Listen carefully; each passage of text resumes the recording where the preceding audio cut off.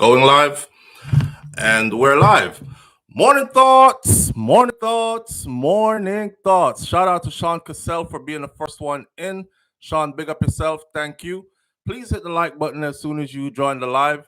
Shout out to Rosalind Smichael, Angel D, Virtuous Fire. Shout out to the people going out to work this morning. Shout out to the people coming in from work this morning. Extra, special, big up, shout out to the people who work multiple jobs. I have the utmost respect for you. Shout out to my entrepreneurs, my stay-at-home moms and pops, my retirees. Shout out to the drivers. Shout out to the Uber driver, Lyft driver, truck driver, taxi driver, food delivery drivers, round town and long distance truck drivers. Shout out to the crossing guards. Shout out to the school teachers. Shout out to the students. Shout out to law enforcement personnel. Shout out to medical field personnel. Shout out to heavy equipment operators. Shout out to, let me see, whatever your job description is, shout out to you. Shout out to every single clean-hearted, good-hearted person who wants good for others as much as you want good for yourself. You're a good person. Shout out to you. Here we are on this beautiful Monday morning. Big up on yourself. Thank you for being here to live. The chat is open this morning, and we have 2 minutes. We have 2 hours to play. All right. So from 7 till 9 it will be. Well, from 7:09 till 9:09 at least. We're gonna try to make it a solid 2 hours of some conversations and stuff like that, right? With no further delay, though, we have to get right into it. Seeing, big up to the people tuning in. King Karen notices with us this morning. Vicky Victory is in the building. Vicky, if you send me an email, like you said, you sent me an email. You was asking if I got the email. I looked through all my mail and I didn't see anything from you. So please send it to me again. It might have went to my spam, maybe. I don't know. Maybe I erased it by accident or something. But send it back to me again, please. Sharon Spence is in the building. Lil Red Gucci, too. Thank you for being here this morning. Onika St. John is in the building this morning. Michelle Lindsay is here with us. VM is here with us. Karen Notice is here. Senior Sexy, DR, Tiffany T. Big up yourself. Thank you for being here. Elaine Brown. Vicky says, good morning. Up, and running. Crystal G, Virtuous Fire, Angel D. If I didn't call your name, Audrey Wright, Wayne Core, Dorothy T. Mary James, Grand Rising. Thank you for being here. Sis Afaya, Hotep, and Grand Rising to everyone. All right, let's get into our topics. I wasn't really going to do this live this morning because for some reason it's Monday morning and I feel kind of lost.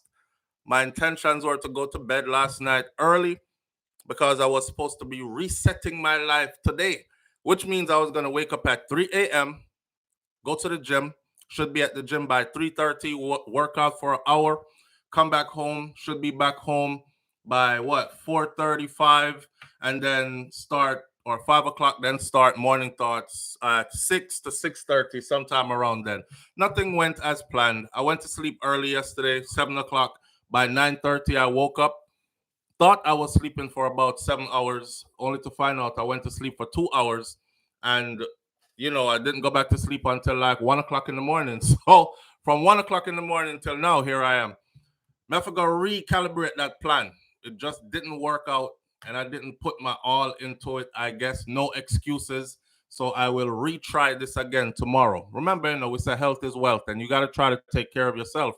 So I'm thinking I've been out of the loop going to the gym and working out for quite a while now. So I want to get back into it. Just never worked out this morning, but it messed up my sleep and all these things. So here I am. All right. And that's where we start out this morning. We got a couple of things to talk about. Where is my paper? Lord God. This is how out of it I am this morning. We have a couple of things to talk about. Let me see. Here we are. That's my paper. All right. Very well disorganized. And you ever had one of those Monday mornings? That's why they used to call it Manic Mondays, because it's like you had a good weekend. The weekend seems long, and then Monday morning come around like too quickly. And now it's like, oh my God, I got to get up. I got to do this. I have to do that. I have to do this. That's how I feel this morning. I feel like I'm all over the place. I have to center myself, bring myself back in. We got a couple of things to talk about this morning. See, LA, thank you for being here. Patsy Byron, big up yourself. Kai Tai Jai Empress is in the building as well. Sorry, bro. Live, love, and laugh it off. Yeah, right.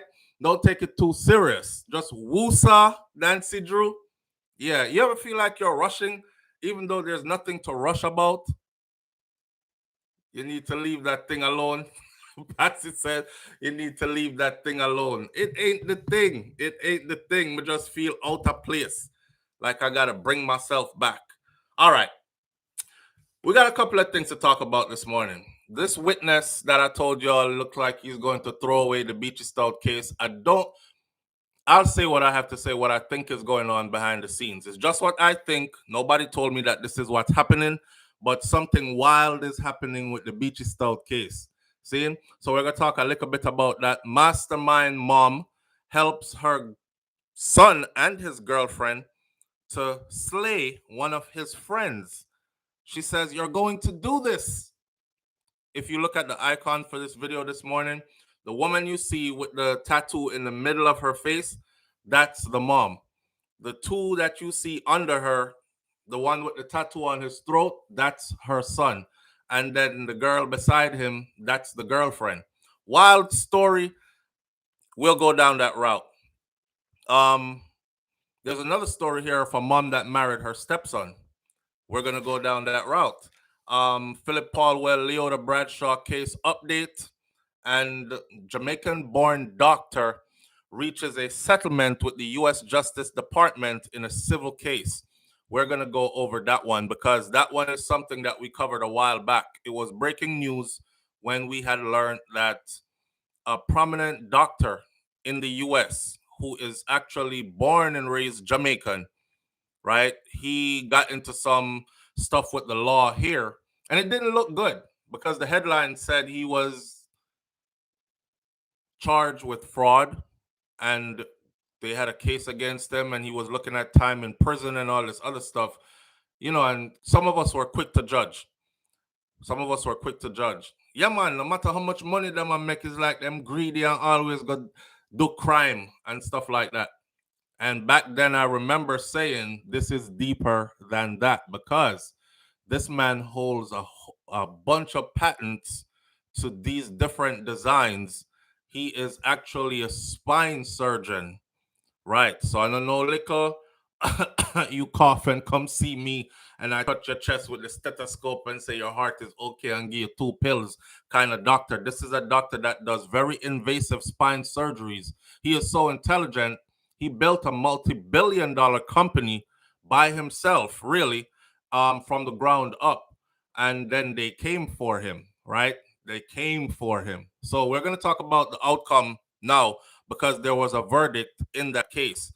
And I think we owe it to put the proper story out and to update the story so whoever saw the first one doesn't just go away with the narrative that, oh, Jamaican doctor involved in fraud in the US. That's it. There's an end to the story. All right. Before I do all that, though, I'm pressed to do this because there's a narrative going around online that as a man, if you don't make enough money, then you're not man enough. I saw that trending like all weekend. And it's not just one set of people doing it, it's pretty much everybody doing it. So what you have here is this. You have a bunch of guys who get online and they say things that they think that the toxic female population wants to hear. It is these narratives where the man gets beat down and then the women rejoice at the men getting beat down, right? It's kind of like those guys that go around pointing out the worst type of women as if no good women exist. And because there are so many hurt guys, jaded guys out in the world and on social media, they build their platform quickly off of this toxic material. So this weekend, what was trending is it was 2 brothers, African-American black brothers, sitting having a conversation. One is a multi-millionaire, self-made, and the other one, he's working $14 an hour. He has a wife too. They both have wives. It was funny to watch the conversation, and it started out with the $14 an hour brother talking to the millionaire, self-made millionaire, and he said, I'm very like something like I'm very upset with you and the narrative that you keep putting out online because this multimillionaire brother keeps putting this thing out that if you're not making enough money to take care of your whole family and pay for everything without your wife having to pay for anything, then you're not really a man. You're not deserving of her respect, right? And you're just not hustling hard enough, and you're complacent, and that's why you're broke making $14 an hour. Now, here's the thing. What I want brothers to know is this, right? And sisters too. I want everybody to know this. Don't let anybody define you by your income. If you're a person that you have ambition and you have drive and you have a goal in mind and you're working towards it, genuinely working towards it, your time hasn't come yet. Not everybody's time is going to come now. Not everybody has the same path in life. So this whole narrative that you're not man enough because you're not making six figures and beyond, and you haven't reached there yet, and all this other stuff, it's another new toxic wave that's meant to demean you, put you down, disrespect you, hurt your feelings, all these other kind of things. It does nothing positive, and it's not real. It's not real. Okay? So shout out to the brothers out there who are trying. You just haven't reached yet. You're still trying. And shout out to the women who actually are in it with them. One lady responded to me by saying, "Oh, so y'all want us to come wallow in the mud with you, and then what? What if you don't make it? Then we just stuck in the mud with you." And I'm like, I actually cussed her out in a very derogatory way. But you know, I kind of like leave out the curse words. So I said, "Bi." Nobody asked your opinion. My comment was for the brothers. You're not even a man. Then I went and looked at her profile and went through all her hundreds of pictures of her just showing pum pum pics and body jaw pics on Instagram. And I realized that, and every picture has a filter, a heavy filter, so you can't really see her real face. And then when I caught one picture of the real face, I was like, damn. So this is like a big old grown woman out here pushing this narrative. Her children, one of the pictures says, "Help me say happy birthday to my daughter. She's so beautiful. 21 years ago, you were the this, that in my life and my waking moment." So I said, it's women like you, right? You look like you've been wallowing in the mud for a long time, and you look like you're still in the mud. See? So don't let nobody define you. It's broke ass people out here trying to tell you that if you're not making six figures and more, that you're not a real man. That kind of stuff. Your time will come. Keep grinding. Your time will come, right? We don't all get there at the same time. I just wanted that to be known, man. You know, a brother can have a plan, right? And he can be working on his plan, seeing his plan through. And year 4, year 5, year 6, everybody starts to give up on you. They're like, "Man, move, go try something else. That's not working. That's BS. Your idea is a waste of time. Whatever. Your woman leave, man, he broke, and I'm tired of stressing by myself, and that thing that he doing, I don't know. I don't know if him can't say, no, I'm going nowhere." That's stuff like that, right? Them start to chat behind your back and all this. And that's year 4, year 5, year 6, nothing happens. Year 7, year 8 comes around, and all the stars aligned. Things fall into place for you. Now suddenly you're catapulted into a whole different stratosphere of living. You can afford things now. You have money now. This salary they speak of, that is the reaching point. Suddenly you've reached that and passed it, right? Where are all these people? They're coming back with hands out. "Oh, remember me? I was always there for you. Oh, I know him and I remember him," and that kind of stuff. So don't let nobody tell you about run here and there, do this and that. And if you're not making this much, there's just so much ways out here to make money. I'll say this: if you're sitting on your ass unemployed, I'm not talking to you. And if you're doing that on purpose, I'm not talking to you. If you're unmotivated, I'm not talking to you. If you're the kind of person that does not have a goal, dream, vision that you're working towards, I'm not talking to you. I'm talking to the brother them and the sister them that's out here that actually has a plan in place, and they are working their ass off to make sure it materializes. Don't let anybody put a date on when your success is supposed to arrive. It will arrive when it arrives. Hard work pays off. Make sure you're doing constructive hard work, though. that you're not just doing foolishness. See? Drag down Vicky. Yeah, man. But that's what they're trying to do to men now. It's like, if your dick ain't big enough, you better take some of that bass out your voice. You hear the women talk to the men like that. If your dick ain't big enough, you better make sure not anything less than 9 inches. You better take some of that bass out your voice when you talk to me. I'm like, what the? Where this come from? So your hood size means that you're right. As far as I know, some women don't want no big long something in them. Them work with the small, teeny tiny. It's like different strokes for different folks, and every whole of them stick a bush. Not true? Right. But they validate you. Your manhood depends on your dick size, and then it depends on your pocket, how much money is in it, how much you're able to earn every year. If you're not in this bracket, then you're a nobody. This millionaire responded to the brother that's making $14 an hour. He said, "You got a wife?" He said, "Yes, I have a wife." And the millionaire goes, "Yeah, but does she respect you?" He goes, "Yeah, she respects me." That he hears him telling the brother that's making $14 an hour. Yeah, that's what you think. You think she respects you. So people want you to get this idea in your head. Nobody is gonna respect you because you only work for four. This is why a lot of our brothers go get caught up in foolishness, right? And then they start flashing around these big stacks of money, and somewhere down the line, shortly after, you hear say him get killed or he's in prison trying to live this kind of life that everybody else wants. They don't care how you get it. They just want to know that you're making a lot of money. Well, here what? The truth is, in order to build something substantial, something that's going to last possibly generations, you are going to have to grind for it, work hard for it. It's not going to come quick, it's not going to come easy, but you have to put your plans in place properly and work that out. The same way for the story I told y'all about the guy who was working on his project for how long, and a company came along and bought it for millions and millions of dollars. And the wife that stayed with him but kept talking like he's a real man would have got up and went and got a job a long time ago, John. It's not gonna work. But I'm not gonna beat you down or anything. I'm not killing your dream. I'm just telling you that. So she gets frustrated that she has to muscle up some of the bills, and God forbid she got to go half and half. Where did we get to that? Half and half. And no longer half and half. Everything is 100% him.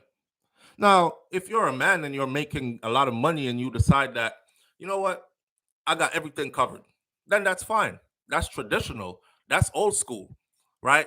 But in the economy we're living in today, in the day and age we're living in today, y'all ever looked at some of the cities, their rent, just rent alone is like, yo, I'm talking about $4,000 a month for a one-bedroom apartment in some cities, $3,500.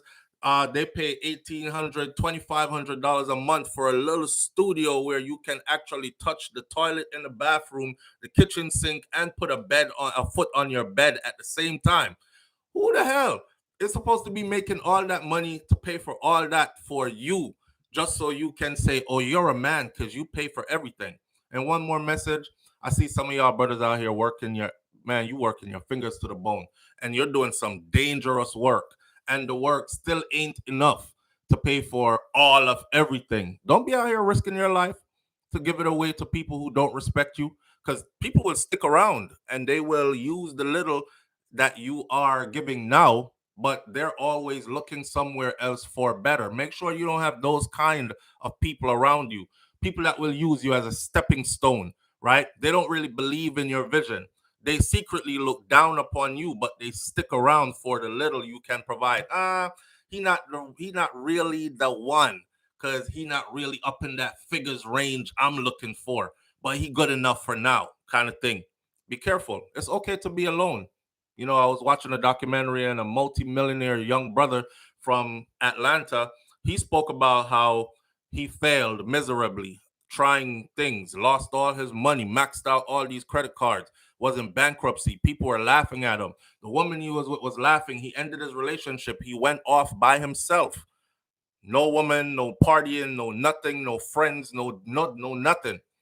And worked on his dream, his project, what he thought could materialize.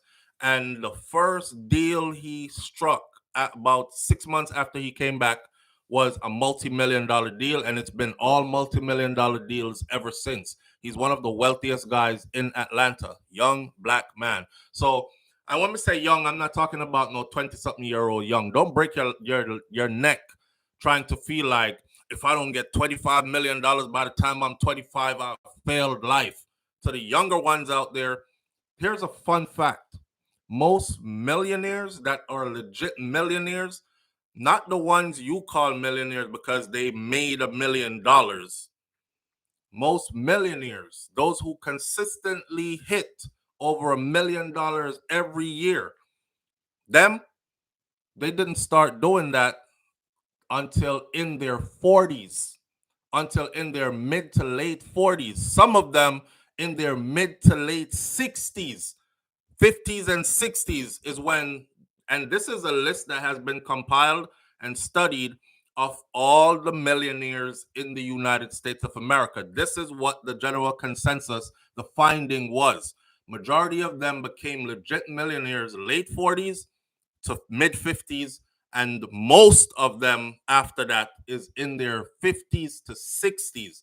So stop killing yourself out in your 30s and your 20s thinking, oh God, if I don't make it, I'm a failure. You know, that weighs heavy on your self-esteem and how you carry around yourself. And don't ever let anybody treat you any less because their paycheck is more than yours. You're not a paycheck, you're a person, right? Right. Grinding for years, Nancy Drew, and putting it together.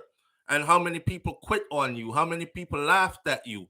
Imagine that. Imagine you set out with a plan from in your 20s and that plan didn't materialize till you were late 40s, early 50s, possibly even your 60s. You know how many people must have been laughing at you, turn their backs on you, giving up on you, made jokes about you behind your back, but laugh to your face like they're your friends. You ain't going nowhere. Man, he been trying that shit from he was in his 20s. I've known him my whole life. The guy's delusional. You see, your vision is not everybody else's vision. God didn't give everybody else what he gave you. What is yours is for you. What is for John is for John. What is for Susie is for Susie. That's why you can't walk in anybody else's shoes. You have to come walk in your own shoes. You're going to have to walk in your own shoes. So your vision is yours. It ain't for everybody else to see. It's for you to put the work in and materialize it and then live in your purpose. See? All right. With that said, be uplifted. Be uplifted. It's a lot of beat down stuff going on around us nowadays. Everybody is, you're too this and you're not too that. And if you don't have this, then you're not that. I don't buy into that narrative.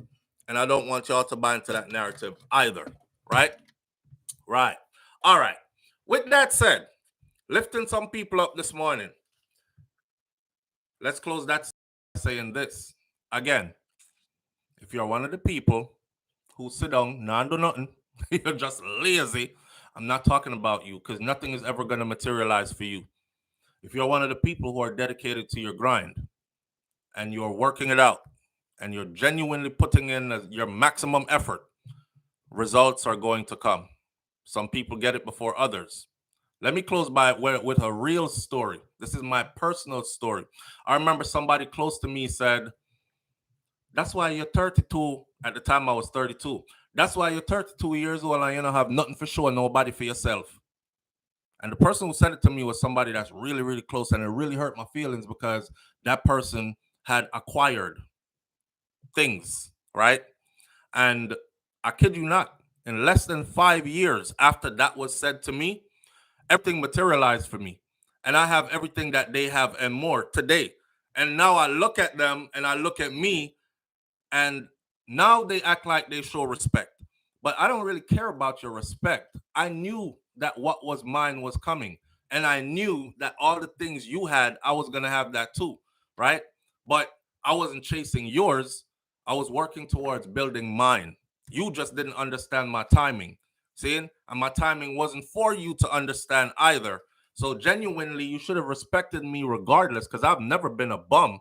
I've always been a hard worker. You didn't think one day my hard work was going to pay off? And it did. And it did. So now when they look, right, they're like, damn, you doing this and you doing that, and you must have make whole heap of money, man. and they come to me now with all the bills talk and all the and I just don't want to hear it. I give where I can, and that's about that. But I use that because I know going down that road to be devalued because you're not there yet. You don't have this much. Whatever it is they're looking for, if you don't have it, you not it. Your journey is your journey, my friend. MD says current situation is not the final destination. Oh my God. Preach. Current situation is not the final destination. All right. MD.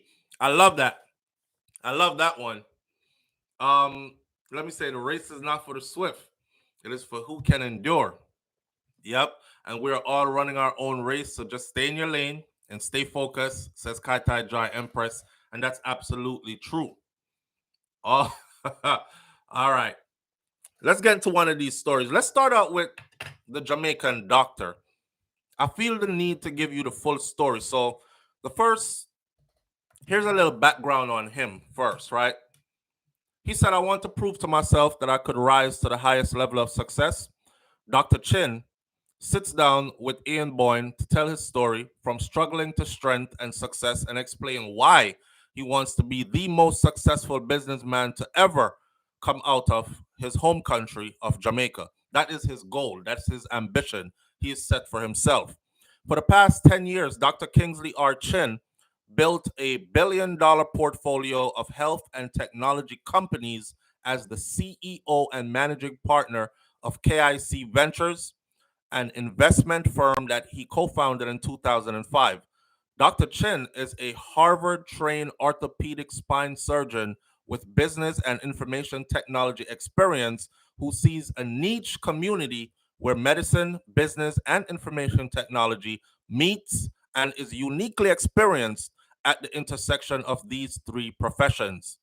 He grew up extremely poor in Jamaica to a single teen mother, and this, he feels, fueled his desire to prove himself, achieve financial freedom, and impact the world. He got his big break when he received a soccer scholarship to the prestigious Columbia University in New York in 1984. He was the first in his family to attend college. He landed in New York City with only 47 US dollars in his pocket, and he never complained or looked back. He excelled as a scholar athlete, and he was the Ivy League Player of the Year, president of his senior class, and a member of the Electrical Engineering Honors Society, Eta Kappa Nu. He gained notable business experience working at AT&T, Bell Labs, and Accenture when he consulted at Cigna Insurance and Goldman Sachs prior to attending Harvard University Medical School, and he graduated with honors and 4 diplomas. He is a board certified and double fellowship trained orthopedic spine surgeon, and he spent 4 years as the chief of spine surgery at the University of Pennsylvania, where he began developing Kick Ventures, which is his company, one of them. He spent up to 10% of his time teaching as a professor in clinical practice and research. He values time management, and his health are his two top priorities.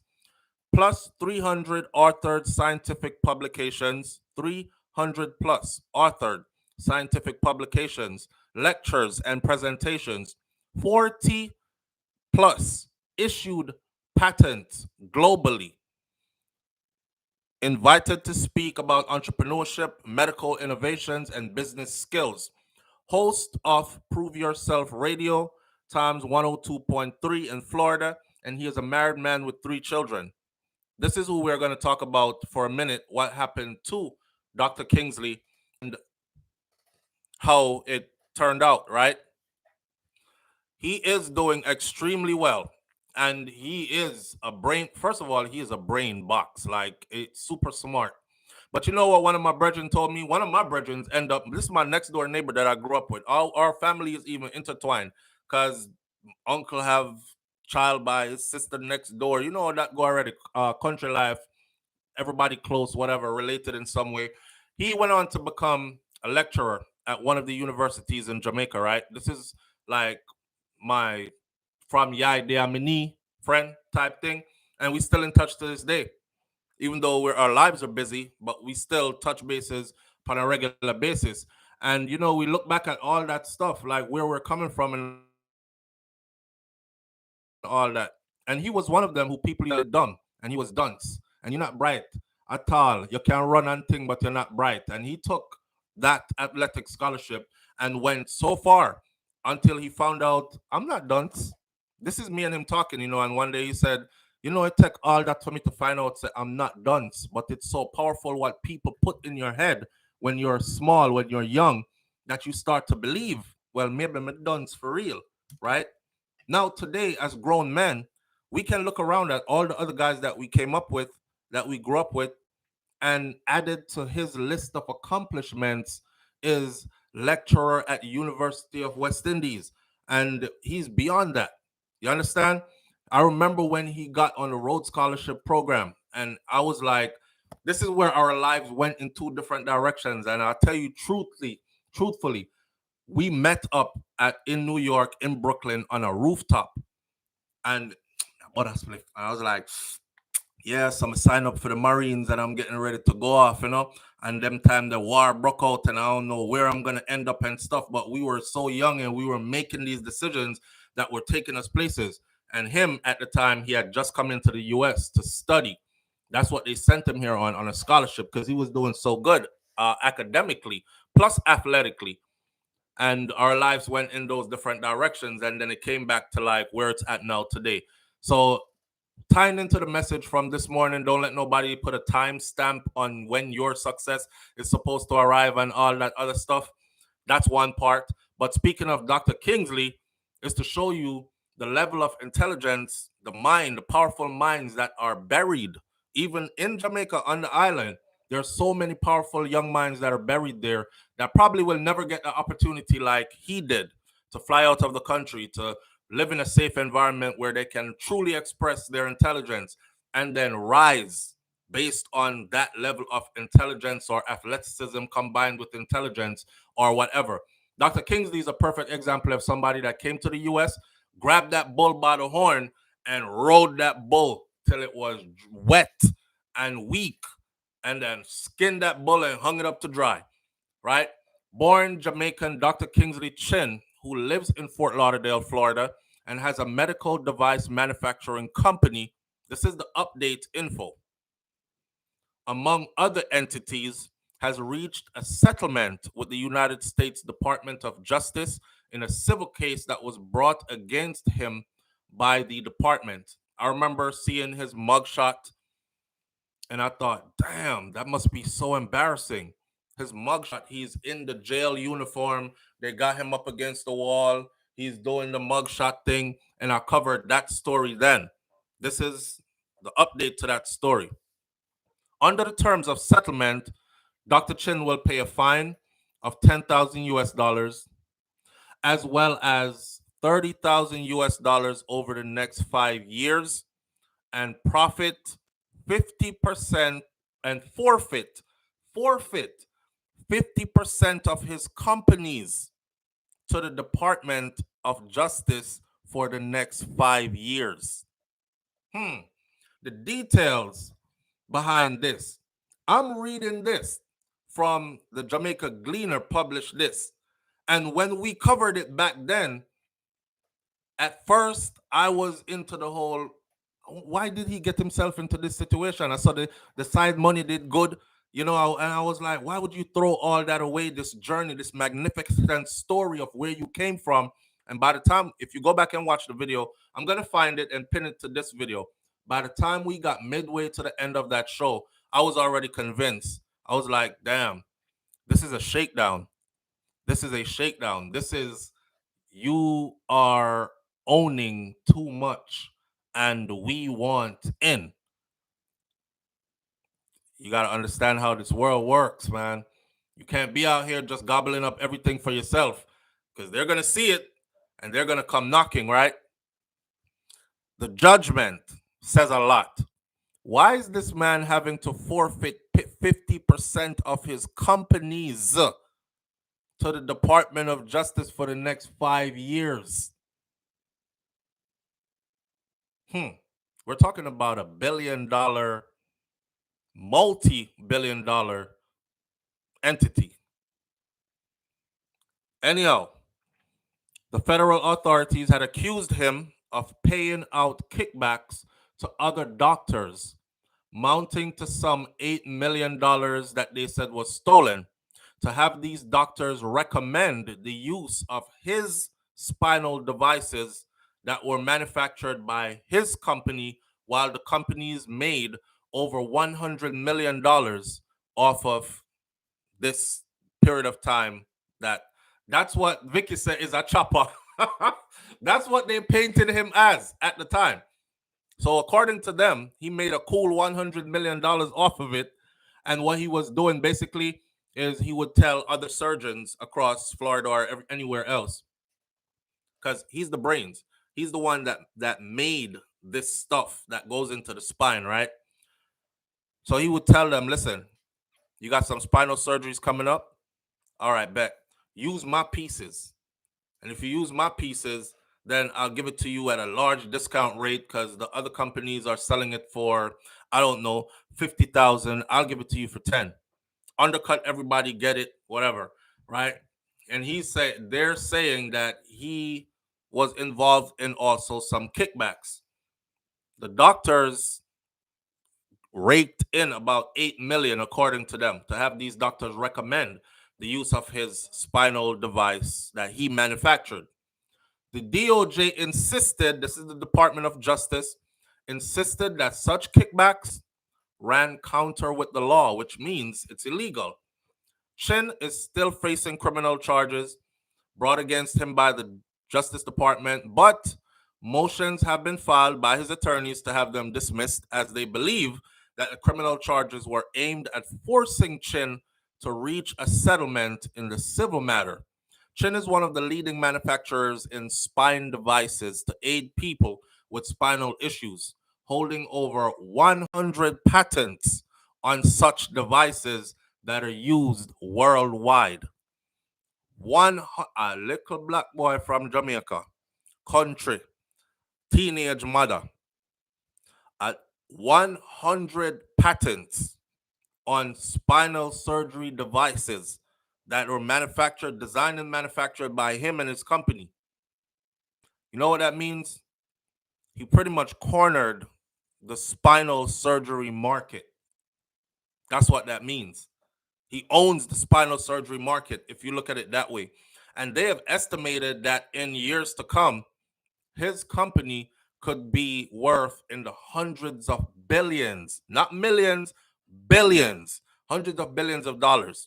So, of course, to me, it seems like everybody is trying to get in on the ground floor now and like slice them a piece of that pie that he baked.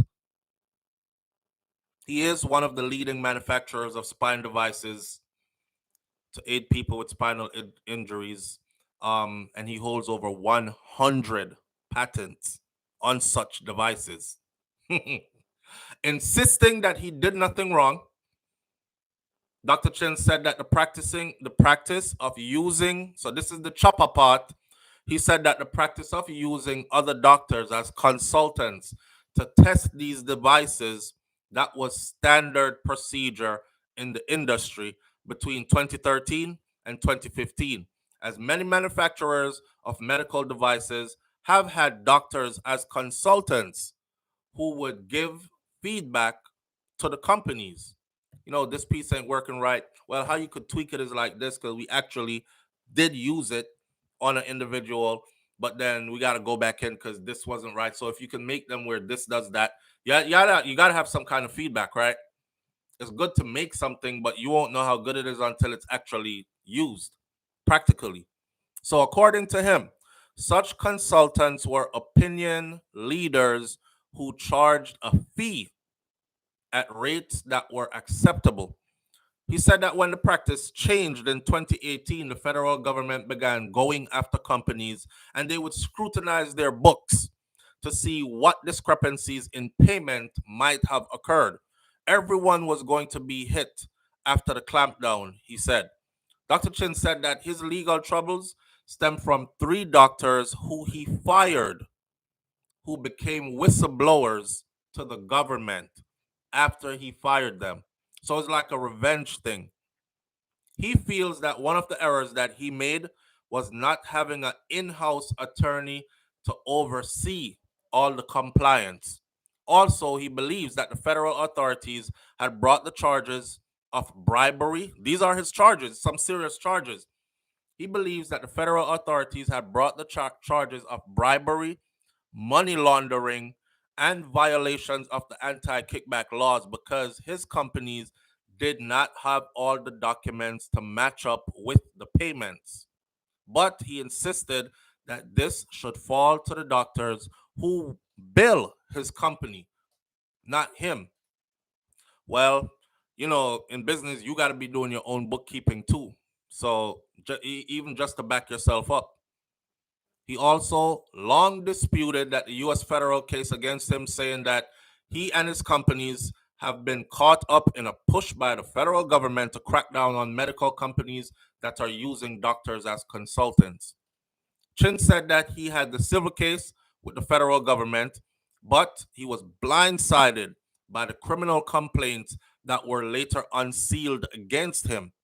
We basically had an agreement to settle the civil case, but the government made a demand that I was not prepared to live with, so we opted to go to trial.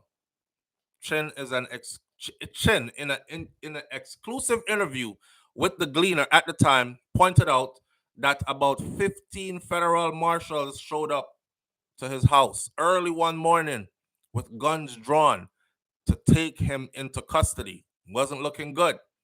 In civil cases, this does not happen. The criminal complaint caught me, myself, and my lawyers completely by surprise. In any case, this is normally handled by the suspect being asked to come to the police station, turn himself in, or something like that. Not 15, 16 federal marshals, guns drawn at your house, early morning hours. He was taken to the police station and he was released on $1 million bail. $1 million bail. Wow. He was arraigned in Boston, where the allegations are said to have occurred, as his companies are located in that eastern state. But who is Kingsley? And I'll explain to you who he is. He actually comes from Buff Bay in Portland, and he attended Titchfield High School, and he played in the DaCosta Cup football. The Costa Cup, if y'all know about the Costa Cup, it's a big deal. He played in the Costa Cup for Titchfield. He was selected to the Jamaica juvenile football team, and he later earned his soccer scholarship to come to the United States of America, where you know the rest of his stories. He went to university, and then he excelled into an Ivy League university, went to Harvard, did all this other fancy stuff, and accomplished a whole lot. End of the day, this is what it is. 50% of his companies to be turned over to the federal government for the next 5 years, to the Department of Justice for the next 5 years. He's a big deal. Kataja Empress says real big deal baller. Yeah, the football thing, but he himself is a big deal. That's why they want in. That's just my general consensus. So for those who've been following the story, that was an update as to what's going on with Dr. Chin, right? He didn't have a choice. That's what settled. Payout, he was fined $10,000. That's a one-time payment. He pays that. And then they added that 30,000 US dollars must be paid over the next 5 years. And then they added that 50% of his companies is to go to the Department of Justice for the next 5 years. Wow. Wow. Wow. I see a shakedown. I'm sorry, but I see a shakedown. Empress Barrett says, Paulette Miller, tell him families to start, pray for him, in hopes that the money go to the families that need it and to line the pockets of these greedy. Yeah. Kaz Robinson says, imagine a hat-wearing individual chewing tobacco and saying what they want. You gonna give me some of this, boy? Can't be over here making all this goddamn money and we ain't getting none of it. Taxes ain't enough. We want in. This is definitely a shakedown, Bridget. I mean, not to line the pockets. Nancy Drew says one way or another, they had to get him. Exactly, SouFLo. Had to. And they did. And they did. But there's more. He has more legal troubles. Those serious charges you heard me talk about, money laundering, whatever else they're charging him with, those are still there. And he's saying that his motions have been filed by his attorneys to have those dismissed because he feels like they only brought those so he could cop a deal in the civil suit. 16, 17 federal agents show up at your door, guns drawn, took you out your house, and released on $1 million bail. Really? $1 million bail for a prominent spine surgeon. This man wasn't going to run anywhere. He owns too many companies and 100 patents.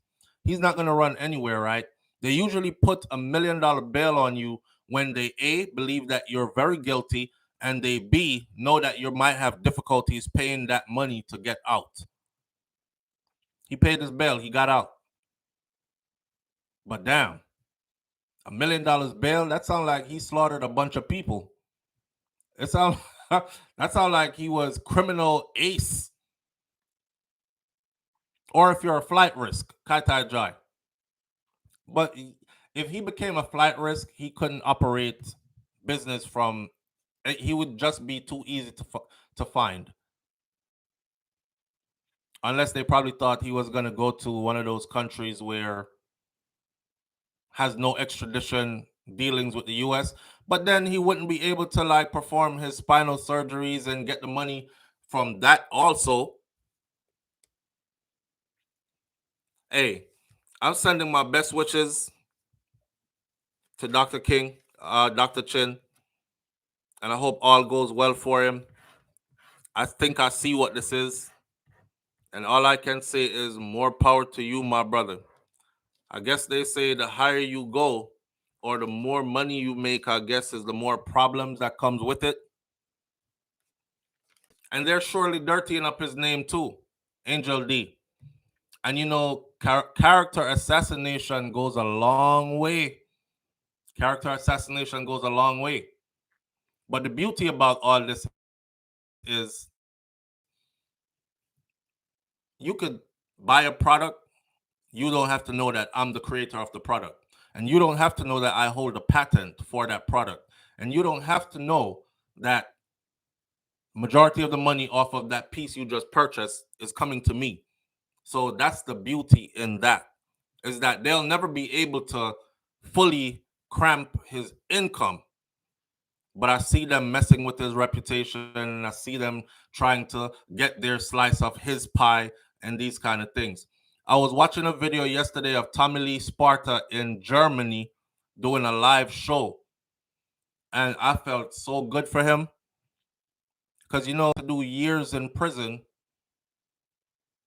on something that I thought he was set up. That's how I thought he was set up. Anyways, by the way, if you tell me you won't issue me a firearm to defend myself and I don't have a criminal record, no other reason to not give me one other than I just don't feel like you deserve one. And I'm living in like Jamaica where I know my success brings envy. And I know that so many people probably want to extort me, murder me for the fun of it. I mean, give me at least the right to protect myself, right? So Tommy Lee was caught with a gun. Mind you, this man never had a criminal record. He had been accused before. And the way they did him, he kind of begged the Jamaican authorities. He said, man, if y'all have anything on me, please take me to court. Try me. Find me guilty if you have stuff on me, or leave me alone. Like, they were going around knocking off all his shows, telling promoters, don't book him, because if you book him, we're shutting it down. All this kind of stuff. He said, when they asked him, did they take away your travel papers? He says, no, they didn't take away my travel papers, but what they would do is they would wait until I book a tour overseas. Like, say, I'm going to be in Europe for 14, 15 days. Now you start to take all these down payments from these people, sign these contracts, you're committed to going, and they would wait until I fly out. And as soon as I fly out, they would call my court date for me to be back in court. And I had to come back and give these people back their money and go through all that. So they were messing with him and his earnings, right? And it was all by design. And they never stopped until they caught him with a gun. And then when they caught him with the gun, he did his time. Now, he did his time. He's out. To show you that what is for you and nobody can take it from you. Watch him do that show in Germany yesterday. I was like, wow. You know, it's one thing to be free in Jamaica and you're able to do a show and people are, yeah, Tommy, welcome home or whatever. It hits different when your fan base is so solid. Your fan base is so huge. You can actually fly out of your country, go overseas and earn your money in pounds and euros that way. And even the same people who persecuted you and put you in that position you were in, sat you down, stopped your earnings for all those years, you about to double up, triple up, quadruple up what they've been able to make over those years. So your blessings, man, and your journey is just yours. You know what I'm saying? So to witness that, I say big up to Tommy Lee them. Freedom is a hell of a thing. And you should do all in your power to stay free, my friend. That's that. Right? And again, shout out to Dr. Kingsley, as in, I wish him all the best with this, because you know when them people come for you, it ain't nothing easy. And they don't let up. You know, them are going to scrape off a little piece of where him have still, regardless. But he's been blessed. He's been tremendously blessed. He's been tremendously blessed enough to all when them scrape off a little piece, him still have a whole heap left. I know it's bad, but that's what it is. I would be careful if I was him. I would even start to move with security if I was him. I'm not trying to make him feel paranoid, but I would even start to, you own over 100 patents in spinal innovation, surgery, device development and manufacturing. Yeah, you need some security guards around you. You need to tighten up on the security, because next thing you know, this is easy and this happens all the time. Next thing you know, he's no longer in the land of the living, and for some reason, somebody else owns all those patents. Dead man tell no tales. Oh, we were at a meeting with Dr. Kingsley, and you know, as it was published in the papers, under that plea agreement, there was for 5 years, he would forfeit 50% of all his companies to the Department of Justice. You remember that? Okay, so that was legally done. Now, the behind the scenes deal we did was the other 50% would be signed over to us. And here's his signature right here, and he did it. And they could pencil whip some stuff into place, and there'll be nothing left. Your whole inventions gone. Your legacy gone. Everything gone. Angel D says that's their plan. I don't know if that's their plan. I just know that he needs to be careful, because it could very well be about that. Right? Boy, life is something else, you know, and you can't live paranoid too, but you have to be aware. You know, you have to be aware. Moving along. This story I wanted to speak about instead of just do a little short video. Some people have been complaining. One brother said, Lord God, SouFLo, man, we can't watch the 3-hour and 2-hour video them. We can't make some little short video, short and to the point. Yeah, okay. Anyhow, so I did that over the weekend with this for the short attention span people. But I'm not a short-winded person. And I have a lot of words to use. I like talk.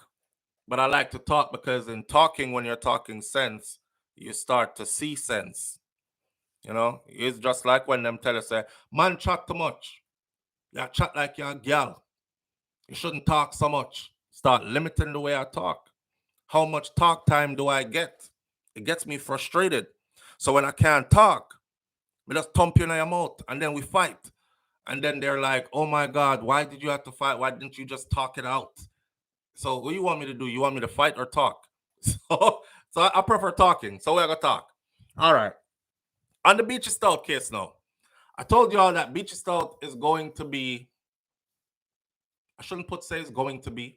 I don't know the outcome of this case. They have a bunch of other witnesses to call.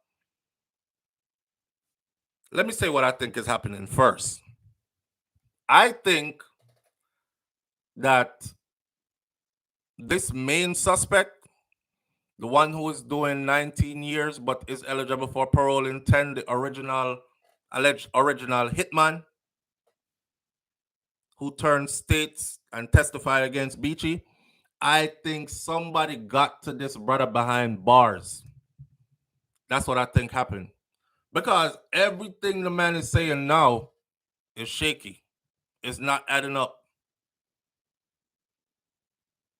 Yeah, Audrey, that's how they do me, but hey, I have had some appointment, Miss Hawk, because of your long-winded your long-windedness. I think somebody got to this man. Yeah, the antics that he's doing now is just throwing away the case, like on purpose. Yes, Dorothy T. Yes, Empress, Kaitai Jai Empress. I think it's gonna come down to Patsy says, oh, Beachy Obia strong, Beachy Obia man are good. Somebody get to the man here. I don't know if them Huba kaba him and say, yeah, you know, when them have the little dolly with you and them juke up the dolly, the Obia man must juke the dolly in her head and say, confusion. Confusion. Haba confusion. Ashalama haba confusion. And him going to court and a beer confusion. One like your mad. Hey, ha. Every time Beachy lawyer them cross-examine you, you're going, hey, go on like your mad. Just have him dolly or juke it up in the head. Go on like your mad. Hey, hey. Haba, kaba, hala. You don't know what you're chatting. Go on like your man. Go on like your man. Hey, me, there be one other man one time until me realize I didn't really know what to do. So I would have just been acting the whole time. But I realized that people get a lot of money doing this thing. Anyhow, Delvalin Minot, the second witness in the murder trial of Everton Beachy Stout McDonald and Oscar Barnes on Friday, he laughed. On the cross-examination, this man start laughing. You know, say man losing mind. The man start laugh when him get to the part of the story. Let me get into the story. So, Minot, who is already serving his prison time of almost 20 years, which I told you was 19 years, and was supposed to be the original contract killer who subcontracted somebody else to kill Beachy's wife, allegedly, and then sat there and watched it happen because the boss did want it done. So, him, Beachy Stout, according to Minot, hired him to kill Tonia and promised to give him $3 million for the job. Minot says he received strict orders from him saying he should not shoot her. You must stab her multiple times and bust her throat. And I want her to suffer. And he did not do it by himself. He told the court that he subcontracted Oscar Barnes because he couldn't do it himself. Later on now, him come out and say he was having sex with her too. All right. Over the weekend, right? Because we miss what happened Friday in court. So over the weekend, why this man go to court and said he was crying. He was crying because he actually loved her. And this is the woman that he loves. And the man said after how, you know, them do her, he watched when they were doing it to her and he cried. And he was crying, and then him run over there and kneel down beside her and him hug her up. And him clothes get bloody up. Because he was that emotionally invested in her. Right? He was in love with Beachy's wife. Don't y'all see the narrative here? Oh, no, say, I give away the man, I give away the case. He's giving away the case. You were so in love. In love. I'm hug her up. I'm hold her. And I saw me clothes bloody up. Him say, after I put her down, he was going down the road just in a daze. And him see a police car coming. So him try stop the police car, but they didn't stop because he was ready to just tell it all right there from then. If you don't see how this lawyer, the beachy lawyer, I'm gonna have a field day with this, I don't know what to tell you. Yeah. So while Mr. Christopher Townsend tried to ascertain from the witness if he found, so here he is. Mr. Barnes described how they tricked Tonia, and this is the part in court. That's why I said the Obia man have him head right, and probably a joke it to the pin. That to not say beach Obia strong. Well, the Obia man must be joking his head with the pin. Him say right, yes, sir. Confusion, laugh, you gonna laugh. Anytime them ask you about murder, you gonna laugh like you're mad somebody. They will never see you as somebody who is compassionate, somebody who is remorseful, somebody who is concerned about what you did or took part in. You're just going to be seen as a mad psychopath. While recounting the night of the murder, he sat there in court and he said, when I got to Sherwood Forest, I told her, I said, me soon come. And then me come out of the car. But it dark up there, right? So she said, where you go and leave me? Yes, sir. He said, I still loved her at that time. She asked where I was going, leaving her here, but I tell her that I didn't tell her that somebody was going to kill her. Then he said, Oscar Barnes, the one who did the killing, who was sitting behind her, him trick her because she watched me get out of the car in the front seat next to her. She said, where y'all gonna leave me, Oscar? And Oscar behind me. She thought Oscar was gonna go with me too. So Oscar opened the door like he was gonna come out and put one foot out the door and then put him back in foot and close the door. He was still in the car with her. At this point, he said Oscar was on the same side that she was, but him was behind her. And the man burst out into laughter right here. You're describing how you tricked a woman to kill her at the very moment when she was being killed. And this is where you could have bust out a laugh earlier when you were talking about anything else. The man bust out a laugh, right, yes, sir.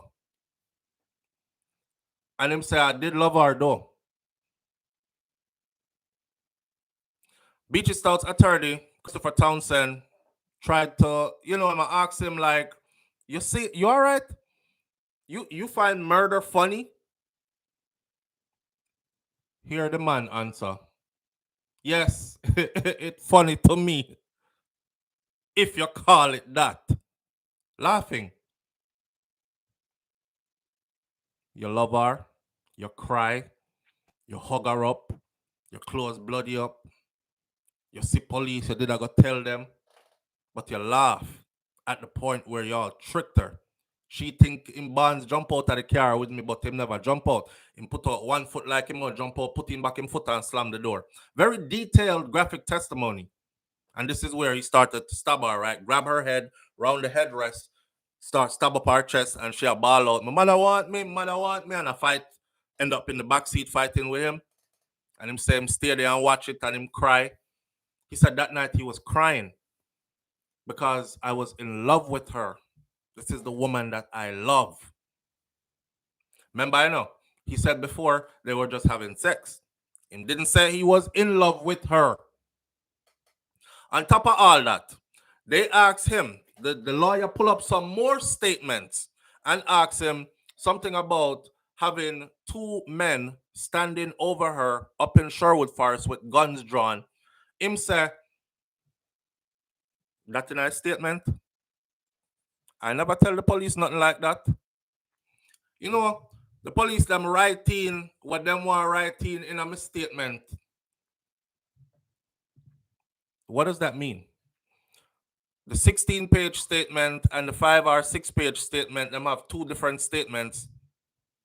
Those are probably going to be thrown out because here's the person that gave those that are looking them in their eye and saying, that's not what I said. That's not what I said. I think somebody get to him somewhere, somehow. Because this man was firm on his story before. Under intense questioning. Now, when the lawyer asks him, "You're laughing? Do you find murder funny?" And him say, "Yes, if you call it that." That's a madman. That's a madman. Beachy lawyers are gonna tear this up. Believe and I remember, I know the man have multiple lawyers. They're all putting their legal minds together. They're having a friggin' field day. I'm sure somewhere in law school when they had a case like this to look over, this is how like law students sit around and them go through it and they're like, yeah, we could hit it from this angle, that angle, say this, make him say that, interject this, do that. They're having a field day with this. The man said, yes, it's funny to me if that's what you call it, while laughing. I never kill a soul. He had a knife in his right hand and him begin to stab her. I don't know how many stabs she get. I love her. I love her. But I just couldn't do any better. She was the woman I loved. Under intense questioning from Townsend now, Minot insisted. Me never tell the police about no 2 man standing over Tonia with no gun in Sherwood Forest. After the stabbing and injury, Minot claimed that he then ran over to see if she was okay or if he could help her. He said, I was crying at the time. I hug her up. But I didn't save her because that was not the order that I got. The order I got was to kill her, not to save her. But here's the thing. This man can't be too right, or he's playing like he's not too right in the head. Here's why. If you witness somebody get stabbed up 10 times, that's what her autopsy said, 10 stabs to her chest area, and her throat was cut. If you witness that, then you run over there to hug her up to see if you could save her. You can't save somebody like that. Nobody is taking 10 stabs to the chest from some big long knife and then them throat completely cut and they're going to live, or you're going to do anything to save her on the spot. Did you have a medical kit with you or knowledge of how to save somebody whose throat was slashed and multiple puncture wounds to their thoracic region? No. How you there go save her? Yo, after the stabbing, the injury, Minot claimed that he ran over there to see if he could save her, if he could help her. And he was crying and he hugged her up and couldn't save her though because that's not the order I was given. He told the court shortly after he left the scene, his clothes was bloody. Saw him walk, and as he was walking, he saw police traveling in his direction. He tried to stop them, they didn't stop. Townsend pressed Minot about his knowledge of Tonia being in a relationship with another man who goes by the alias of Dollar Bill. Y'all remember the first video I did? That video has hundreds of thousands of views because the voice note in that video is Dollar Bill was the first person that was accused of actually killing Tonia. Dollar Bill. And I did one where I said, who is Dollar Bill? And then there was that voice note how Dollar Bill jealous, and Dollar Bill, he follow her go to town one time and catch her.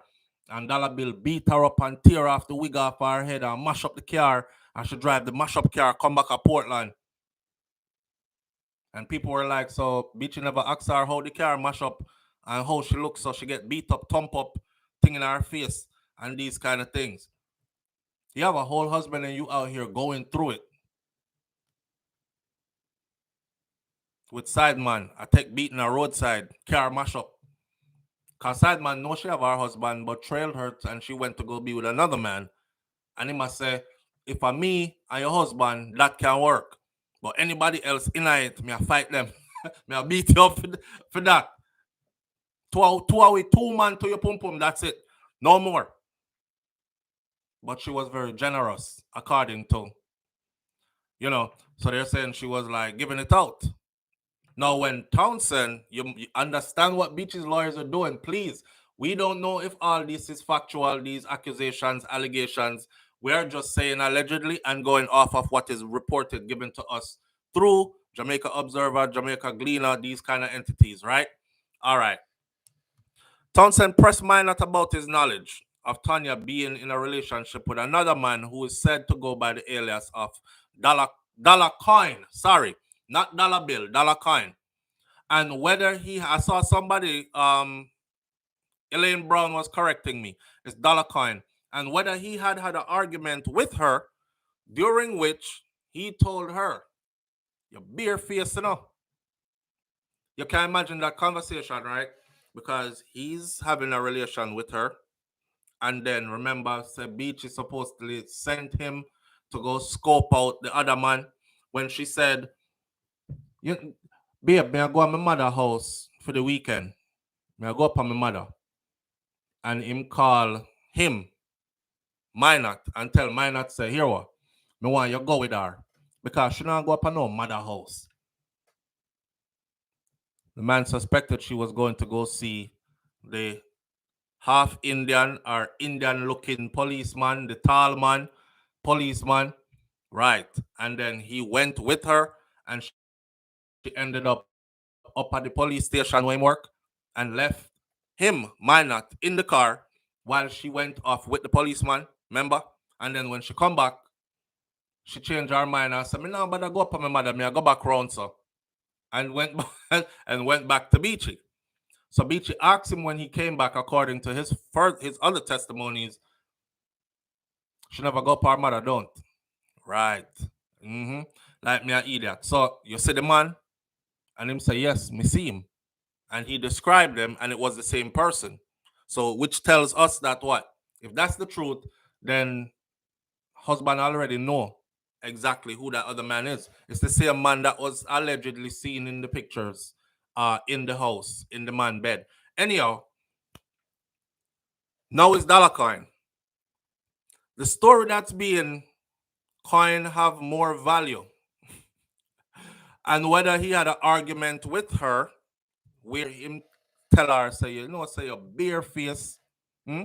You have your husband, you have me, you have Dollar Coin, you have the police boy.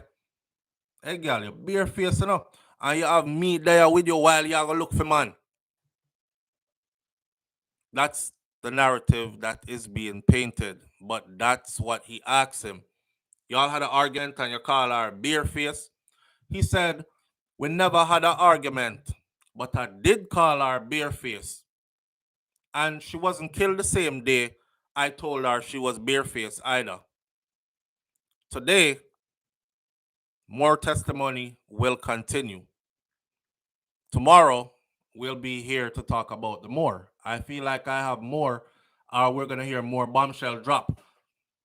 In a nutshell, what it is Beachy Stout's attorneys are doing right here, they're painting this narrative right here, and they're doing a very well job of it, very good job of it. Mr. Beachy Stout had nothing to do with what y'all did to his wife. He never discussed killing you with her. Yes, he did. Where? Prove it. Now, him say him have voice notes. Voice notes because he recorded on his phone and he handed them over to the police. So I want to hear those because only those can actually sink Beachy at this time if they implement or implicate him in any of this. If they don't implicate him in any of this and I just voice note talking, nothing gonna happen. Right? Right now, it looks like you were a jealous lover. You call a girl, you say, say a bare face girl. You call her bare face because your feelings was hurt. You yourself confess to us. First, you told us you were just having sex with her. No, you confessed that you was deeply in love with her, and it broke your heart to see her getting killed. To the point where you couldn't even just do the job and walk away. You ran over there and hugged her tightly. So you were that much invested in her emotionally. Could we say then that you got jealous because she was seeing Dollar Coin and somebody else and you wanted to be the only man? Well, besides her husband. So out of a jealous rage, you ended up killing that woman? I don't know how they're going to be able to refute that in court, but that's where it's at. And that's what it looks like. That's what it looked like. Uh, hold on there. Kaitaja Empress said, bullseye. Sir, this sound like you did it all by yourself out of jealousy, rage. At least if I was an attorney, that would be my thoughts. That's exactly the picture they've painted. But the crazy thing is, he helped them paint this picture.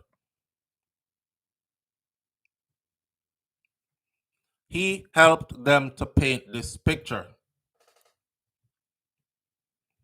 Remember the Klansman Wanda and Gang trial? Remember when it was going on? Because Jane Doe says if those voice notes exist, the defendant lawyers would have it in discovery. Right. But it doesn't have to come out right now. They could be just waiting for the opportune time to go into the voice notes. If you remember the Klansman Wanda and Gang trial, there was a big accusation on there. One of their star witnesses said Vibes Cartel ordered 2 murders from behind prison. Bars, walls, when they asked him how him know.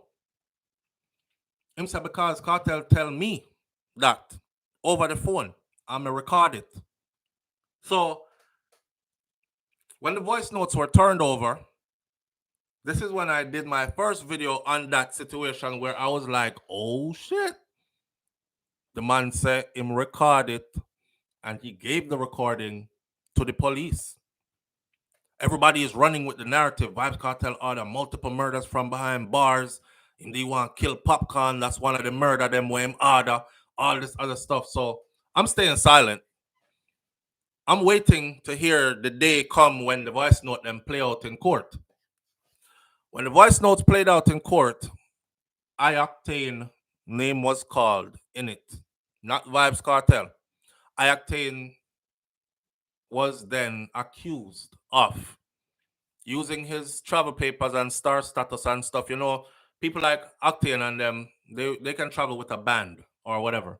So it said that he facilitated or was trying to facilitate a couple of the man them escaping, going overseas to live. And there's conversation that says, I'll get you there, but after that you're up on your own. And the man them say, cool, can't figure my way out from that and all this. So Octane came out and killed those immediately. He said, hey, me never had nothing with nobody, no gangster, nothing. I record at a specific studio. And these men so happen to frequent that studio, and some of them work there as well.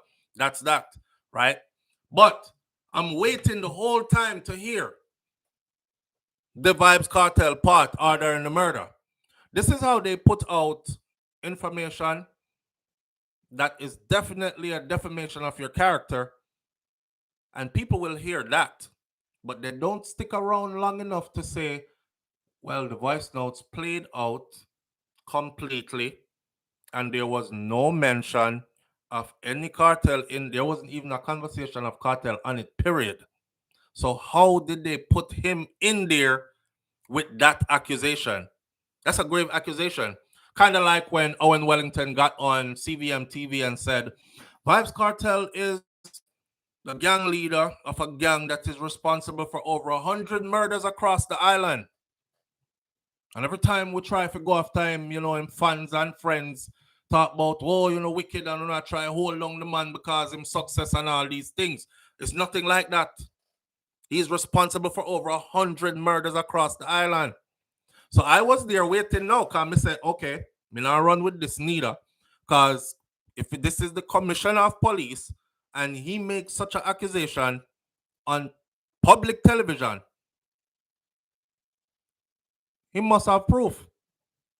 So me I wait upon the proof to materialize so I can say, rotted. Guess what?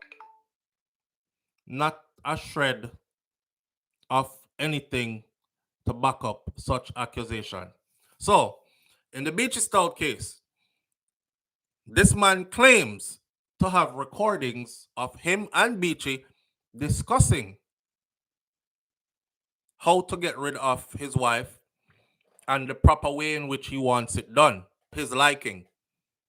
If that does exist and they can prove that that is Beachy speaking on that tape, then him goes cook. If they cannot prove that that is him speaking on that tape, saying those things, and that is what is said on the tape, if they can't prove that, then Everton Beachy Stout McDonald will more than likely be walking away from this case. Kill me dead. Somebody meet Bubbler behind those prison walls and said, dog, you better dash for that case here. That's the only thing when me see. Somebody must meet him and say, you better dash for that case here. You better go in there go on like you don't remember nothing. You better go in there go on like you either take you and act like you're a fool. What better way to throw off the jury? That's a big turnoff. The jury is watching you laugh while discussing how you tricked this woman up to her moment of death. And you laugh. Out of all the other times to laugh, you chose that time to laugh. And then say, me love her.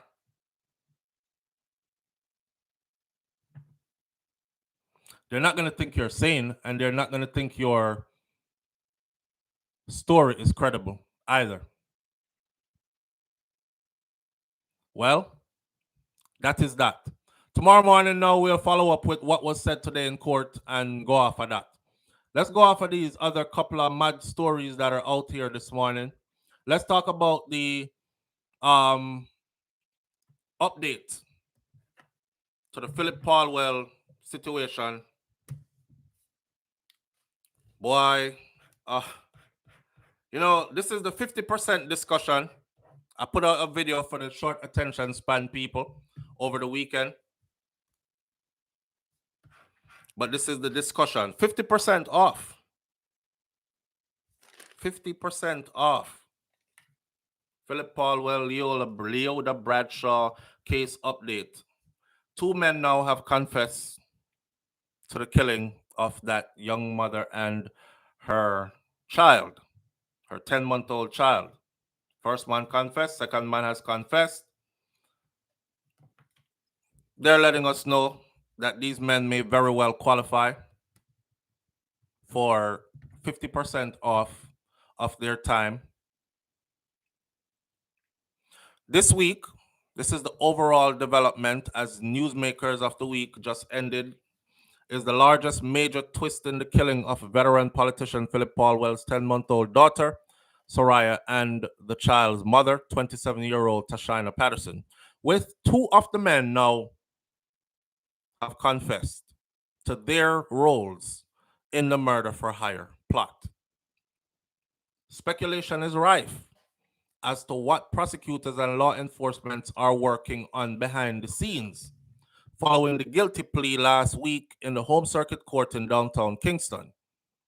But it seems like that the plea deals of the convicts will result in them benefiting from possibly 50% discount in their respective sentences, which are to be handed down on November 15th.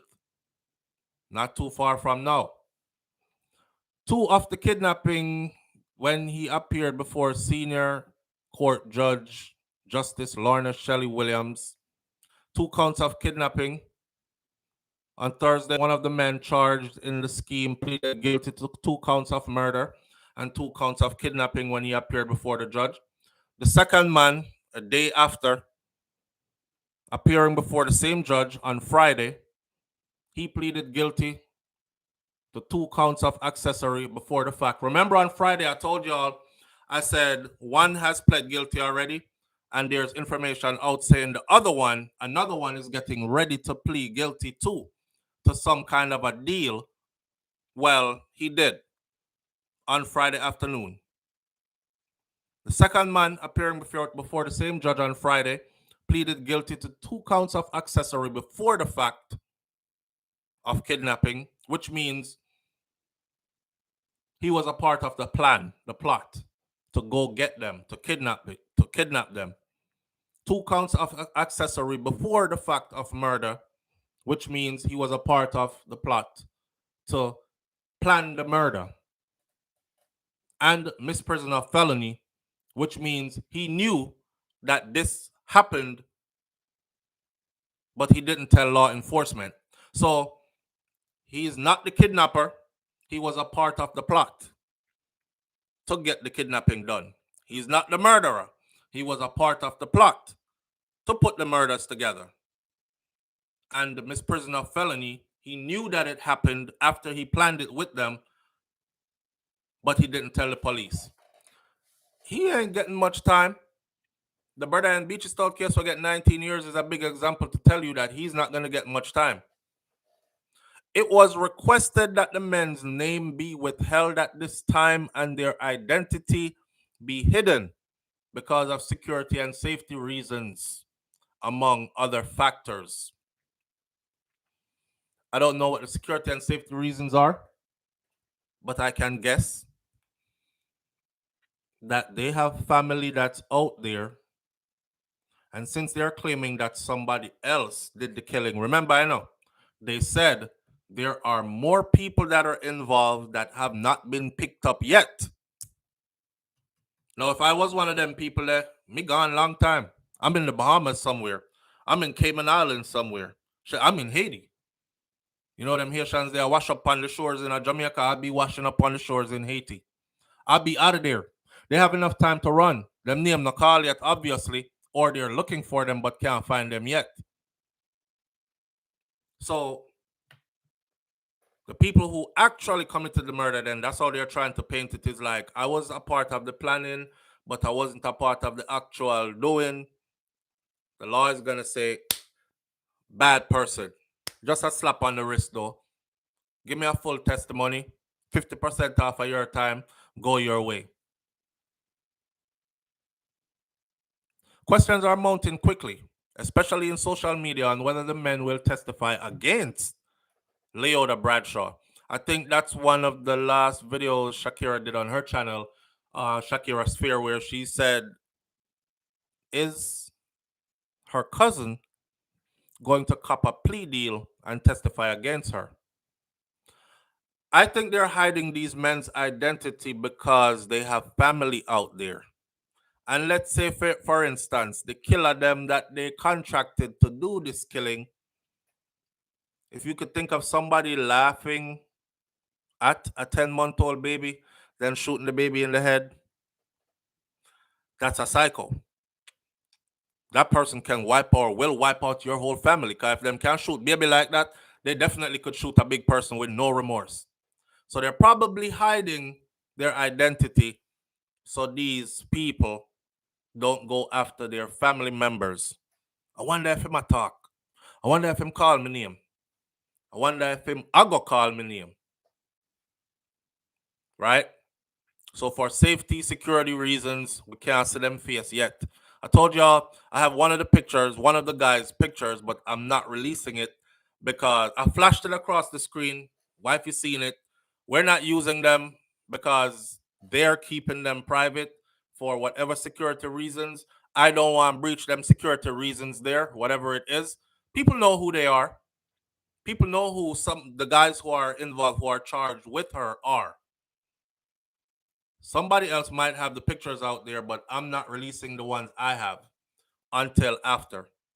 When they release them, then I'll release them. But I don't want people come back and say, oh, your video has a strike on it because somebody called YouTube and said you have their image in it or their son's image in it and it's putting their family in danger or whatever. So now I have to go take down a whole 2-hour video or 3-hour video, or I'm going to have to watch the whole video over and edit out every part where this image was shown.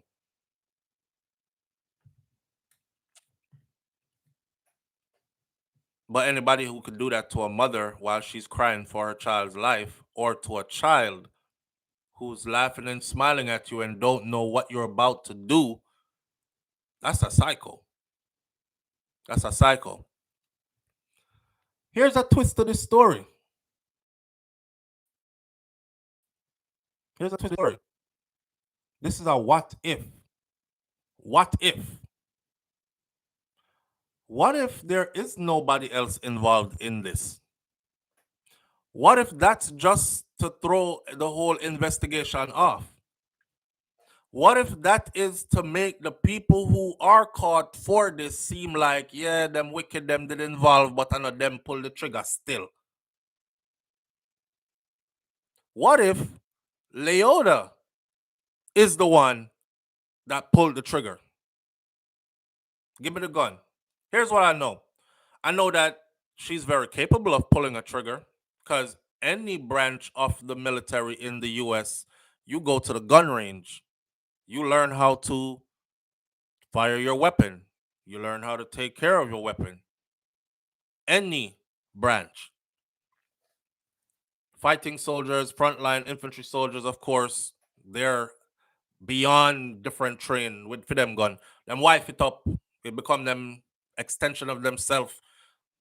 Everybody else doesn't train that deep with it, but I know for a fact that everybody gets the basic training, as in how to do it properly. What if there's nobody else in this but them?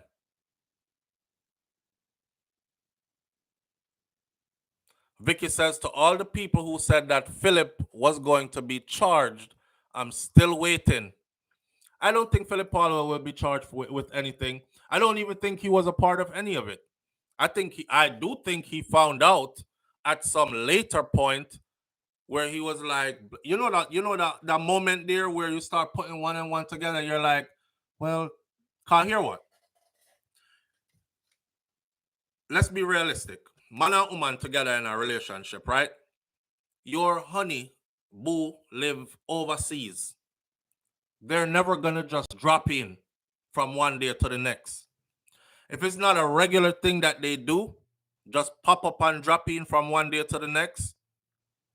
When you see them show up from Monday to Tuesday, remember she got blocked on Facebook on the 5th, and then she was in Jamaica by the 6th. You're gonna already be thrown off. Like, you never tell me you were coming. You just drop in, so what? Oh, I'm here to surprise you, babe. Okay.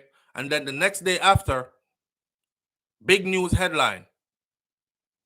Remember, I know. Block on the 5th, in Jamaica on the 6th, hashing it out on the 7th, go get her on the 8th, so on and so forth. And it was done with precision. Within those few days, I think is when he probably started putting one on one together. Like, y'all remember when I said, I'm not saying she did nothing because she threatened to sue people, and she said everything that's said here will be turned over to her attorneys, remember? And I said, me no want to take no suing from them people there. But I find it kind of suspicious that that lady was fine until you found out about her existence and the baby. And after you find out, it's like 1, 2, 3, and them disappear. Remember? All right. See? And it turned out to be her. And here's the thing: a lot of us believe that everything that comes from overseas is better than what we have. You know, them water does more watery. Their their butter is more buttery. It come from America, yeah man, it buttery, more buttery than the butter we have down here. Yeah, them sugar more sugary. Them everything more everything-ary. That's how we see it. So people were finding a hard time actually putting her in it. Them ice colder. Yeah. People were finding a hard time putting her in it. So, no, sir. Highly prestigious individual at the time. She was special forces / attorney, high-powered attorney / working for some government entity in Miami and stuff. We said, no, can't be her. Have to be somebody else. I want Phillip do. I wonder if somebody I try sending my message. Remember? Because we couldn't believe, say, as she did it right. And plus she came out to threaten with his suey. So we couldn't say much or nothing. What if there's nobody else involved in this? Leota said, give me the gun. Let me stop. Because right now, you will have two lawyers where I watch you, and they're like, Leota's lawyers. They're like, listen, this is going to be very damaging if anybody hears this about our client. We have to get this guy to stop saying this as if it is true, as if this is how it happened. Let me say it clearly again. This is just me saying, what if? Just a what if. I'm looking at what's transpiring, what's unfolding before us, and I'm saying, what if? Because I can't nobody else. All we hear is other people have been mentioned that haven't been picked up yet. Who mentioned? By now, this is a case of a mother and a child murdered. By now, if you were mentioned, your face would be all over the place where people can say, this is a wanted man, he's wanted for the murder. When I'm supposed to depend on wanted Wednesday, he's responsible for the murder of so-and-so are implicated in. We need him in right now. We've been to his residence. He has gone on the run. He's not. Please look out for him and help us to find and locate him or them. None of that now happen. Just the story of others have been implicated and haven't been picked up yet. So I'm saying, what if it's not so? What if just them? She, our cousin, and the other boy, and them alone do it. Leo said, give me the gun. I want to kill a bitch myself. Hey, girl. You see all the baby there? Yeah, I want to watch the baby suffer. You see what when you try to take people, man? Watch this. I shoot the baby. I make her watch. Turn her head that way, yeah. I shoot up the baby some more. Then she turned the gun upon her head and said something about you're not to take people, man. And out her lights too. What if that is how it really went? Debbie Jervis says Leona and Phillip couldn't be in anything relationship-wise because the young lady and Phillip was up and down together all bout. Me no there Jamaica to see that they were up and down together all bout, but the Jamaica Constabulary Force JCF on Friday, October 13th, slapped Bradshaw with 2 counts of conspiracy to kidnap, 2 counts of conspiracy to murder, 2 counts of kidnapping, and 2 counts of capital murder, all of which arose from this heinous crime. So she got charged with the murder. Now, when the matter was mentioned in the Home Circuit Court, the same day it revealed that Bradshaw made the down. Remember, we talked about the down payment of $100,000 to 3 men, including her cousin, Roland Balfour, which I have his picture, and to murder this young lady and her child, right? She reportedly was supposed to pay the $400,000 more and all this other stuff. In a statement at the time from the Director of Public Prosecution, DPP, Paula Llewellyn confirms that Bradshaw was in a relationship with Paulwell. How else would she be able to confirm this? She must ask Paulwell, is this your woman? People are in relationships but live apart. She's probably saying, remember, them have an 8-year-old child together. So she's probably saying, well, Phillip, I'm going to stay and pursue my time in the military, finish up my time in the military. That way I can secure a pension from that angle and then do this and do that, and I prefer living over there anyway. But eventually I'll come back to Jamaica or whatever, or Phillip can come visit whenever I feel like or whatever, right? I explained to you before she was in a recruiter role, although her MOS is a cook, culinary specialist. She was a recruiter. She was on recruiting duty. And they don't just give recruiting duty to anybody. You have to be handpicked, chosen, one of the go-getters, the bright lights shining. Because it's like putting your best foot forward. If you're going to send somebody to recruit for your company, you're not going to send out the person when late to work every morning, smell like alcohol at least 3-4 days out of the week when him come work, fall asleep on the job, all his projects always late. You're going to send out the ones who are punctual, the ones who are sharp, of military knowledge and all these other things, the ones who have a personality that could actually draw in some young people So they look at you and be like, I want to be like her. Where do I sign up? Kind of thing. She was shining. So she wasn't just going to get up and walk away from that. You don't get into recruitment duty like as soon as you join. You've been in for some years. You've put in some work. You've risen to the rank of petty officer, which I saw the petty officer rank is we deal with chevrons and rockers in the army.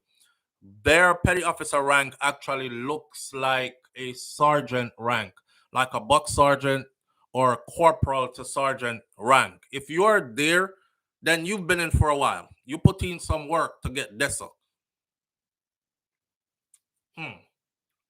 Nancy Drew says, penny wise and pound foolish. That's what my grandmother used to say. Penny wise and pound foolish. I saw. You have a whole heap of wisdom, but you're just dumb as hell. That's what it translates to. She confirmed that Bradshaw was in a relationship. This is Paula Llewellyn, DPP. Confirmed that Bradshaw was in a relationship with Paulwell. And although they were not married, she does consider him to be her spouse.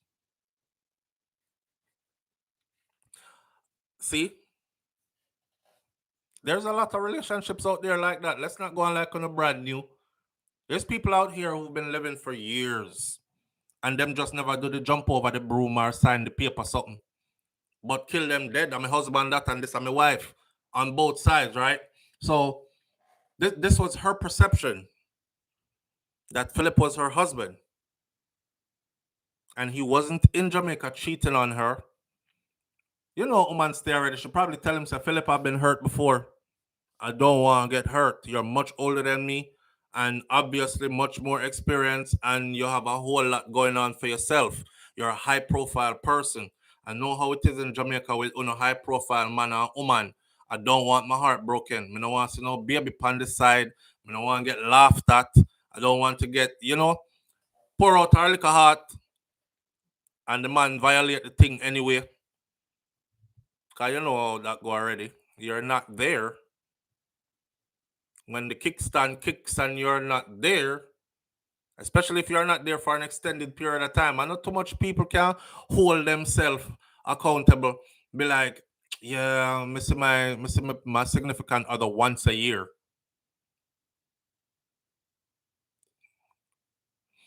Now, if they said they had a home together in Florida, and when Phillip is not in Jamaica doing political things, he is actually at the home in Florida, and that's where they, or wherever else in the US, then that would have been, oh, they're close like that or whatever. But she's at the mercy of the military. She goes where the military sends her, and he's busy with his political career, especially now, around this time when we're leading up to election time coming on these things.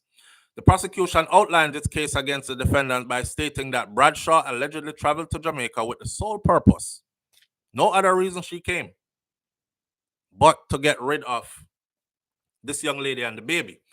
That's why I'm saying Paulwell might have been like, you show up? Why you never call me and say you're coming? Why me talk to you yesterday? Why you never tell me say you come today? Oh, because I wanted to surprise you, babe. Well, I'm surprised. Hi, honey. You know the partner go already. But she knows she's not there to surprise honey. No, the military didn't give her any leave to travel. She cut out and cut back in, right? She probably put in for her leave and got it quickly. She's on the island. Boom, bang, bang. The next day went from her being on the island to front page news of them being missing was only 3 days roughly. And she was still there on the island. Day 4, it's blasting all over the news. Day 5, it's blasting more all over the news. Everybody is in a frenzy, and she's still dead. She didn't fly back out. She was still there. You can't be in the military and be missing for all that time. You clock in and out, as in, if you're not on leave, you show up to formation. She must have took leave. But her being there, day this, day that, and the story getting bigger, I'm sure that's when he started putting one and one together. And he's like, oh Shit. You know, when you start look upon your spouse funny, I wonder if. But you know, me not ask her, cause if me ask her, probably gonna start big argument. Cause she already mad as hell finding out about them. So, but I wonder if she have nothing to do with it. We not hearing nothing from Phillip. He's distraught. He's praying for them to come home. $50,000 reward is $500,000 reward put out for anybody that can help to, and all the time she's sitting right there. $500,000 put out. Yeah, medics reward went to $1 million. Started at 500,000. Her mom doubled it. Phillip Paulwell's own, I think, was 500,000, and it stayed there. This is when Phillip probably start put one-on-one together. He's like, and she'll make some funny movements around the place. Like, remember, I know. They said they have evidence that shows. Evidence that shows to me would mean video. Somebody video was up, video in somewhere. They know what vehicle they left in, from where they left. They know what time they left, in what vehicle they left, from where they. That could only be video evidence, unless there's a tracking device on that particular vehicle that they used. Then the tracking device would say, right? So them obviously have some good evidence because they said they know what time they left, from where they left, what vehicle they used to leave, to go do what they did. They know how long they stayed at the gate after the baby and the mother got into the vehicle, which was about 15 minutes precisely, when they drove off, and then to never be seen again. Tracking like that, them have some kind of evidence, which is like video evidence or something like that. Me not think nobody else involved. That's just my thought. I'm just saying, I think Leota wanted that kill for herself. You block me after me done reach out to you. Remember, so she blocked her up on the 5th and she reached Jamaica the 6th. You block me after me reach out to you. After me I try to talk to you woman to woman. Eh? And you're dead, you ride my husband. I'll breed for him too. She bright. She all have baby. I show everybody the baby. What an embarrassment. Can you imagine the cussing where Phillip him gonna get? Shop lock. Can't get no pum pum. She don't want to make no love to you. So where you come for? I took some time off from work so we can sit and work this out because we have to sit face to face, Phillip. All in the meantime, she just there for done the other woman. So this time is a touchy, testy time. For Phillip, him can't say too much or nothing. Morning, babe, go suck yourself. Good morning. You make me sick, Phillip. What you gonna say? You just fouled up. Your woman of 8 years and change just found out that you have a baby on the side. It's not gonna be morning, babes, in the morning. I want done the relationship with Phillip, but me fly in to see if we can talk face to face to make this work. But all along, you know, she not tight. She come from get rid of that girl there. What's up, Phillip gonna say? I should have told you. I shouldn't have let you find out this way. It's embarrassing that you find out this way. I know it, babe. Me know. I should have did tell you from before. She not sleep. She never sleep till the mission was accomplished. Debbie Jervis says, I think that was it as well. She came with that intention. I know we alone, Sister Debbie. This is what the prosecution said. She flew to Jamaica for the sole purpose of getting rid of that mother and that child.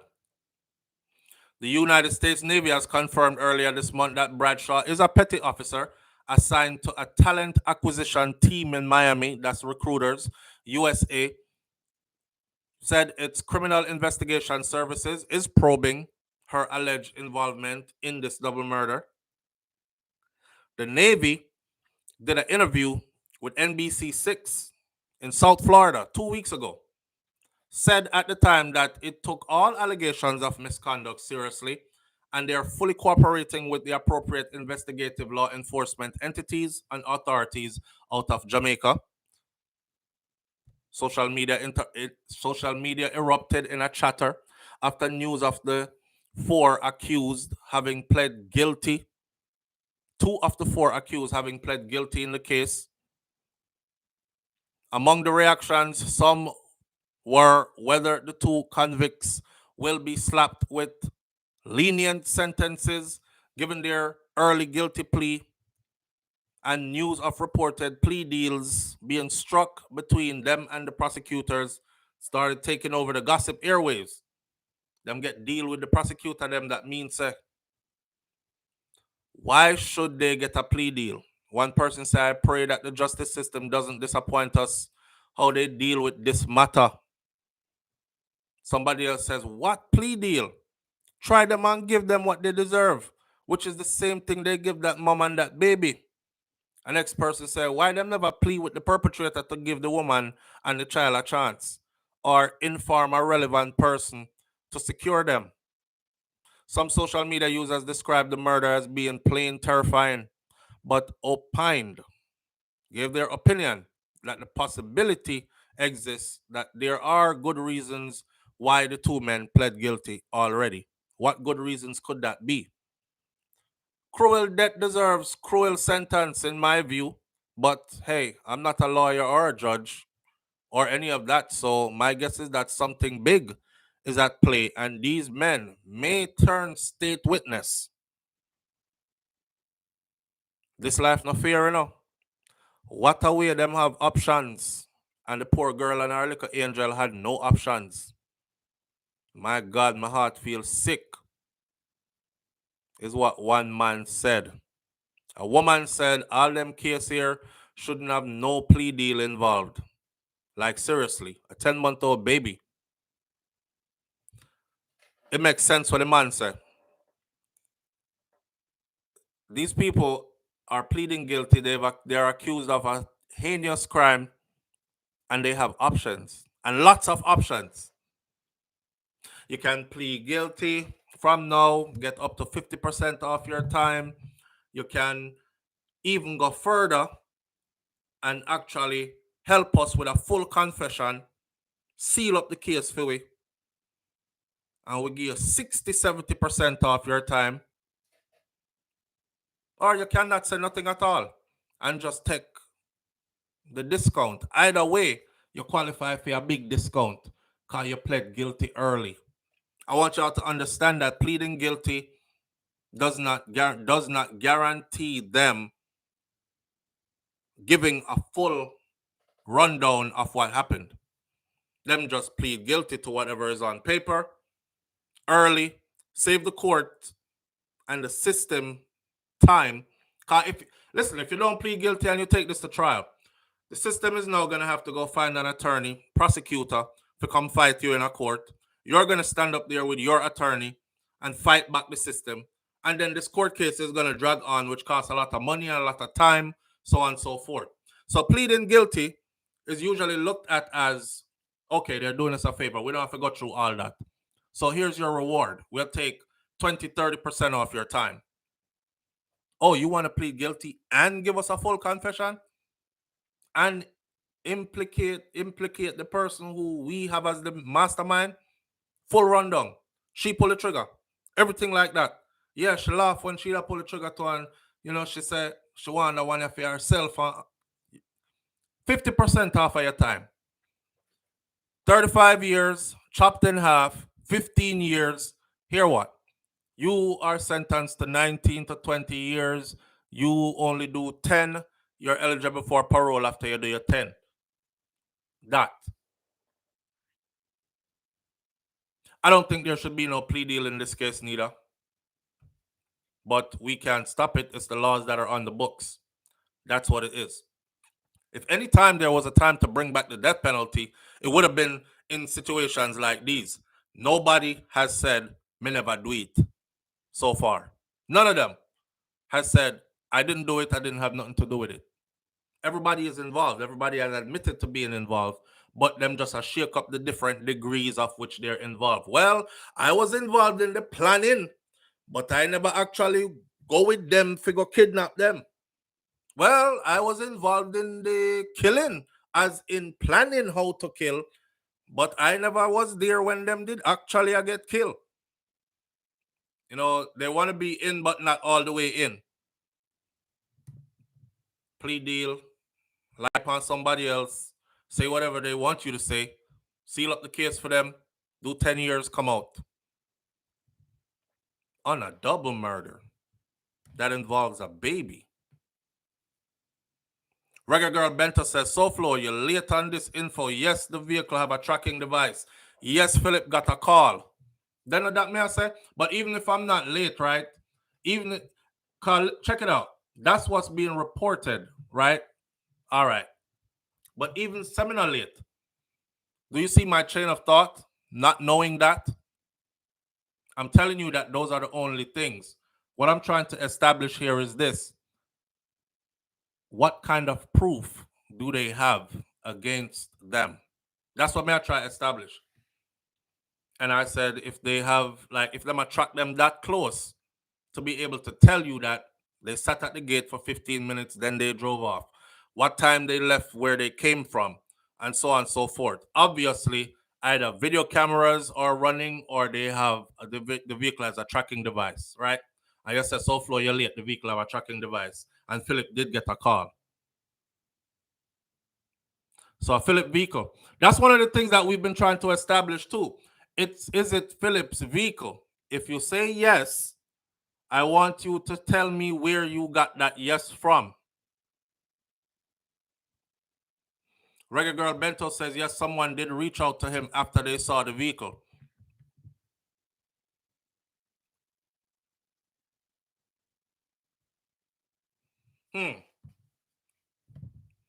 Now Vicky is saying, so how early did Phillip know?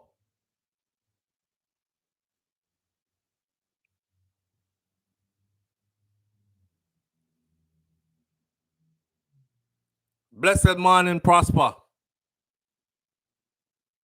If I'm not mistaken, baby mother number 2 had cameras outside of her house. See, these are all the information that I'm not too sure of. I can speculate based on what they're saying and how precise they are with the timing of when vehicle move and all that.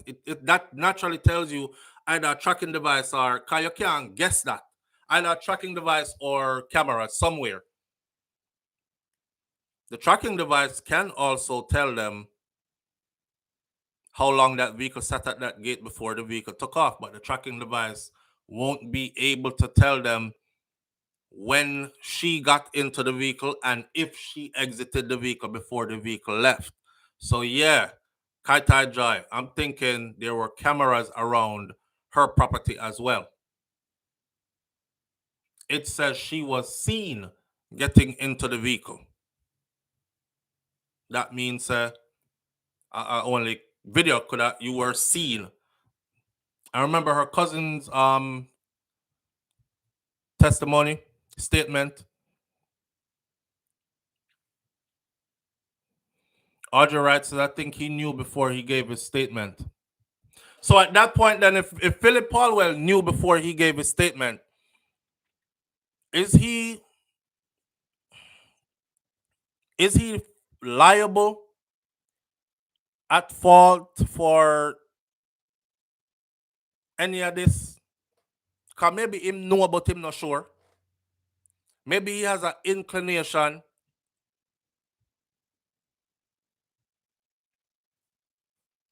So he's Angel D says yes. So he should have came out and said, what? I believe that my common law spouse might be involved in this situation. That him should have come out and said, I believe that my common law spouse is involved in this. I don't think so. That's kind of messy. Angel D says yes, in my opinion.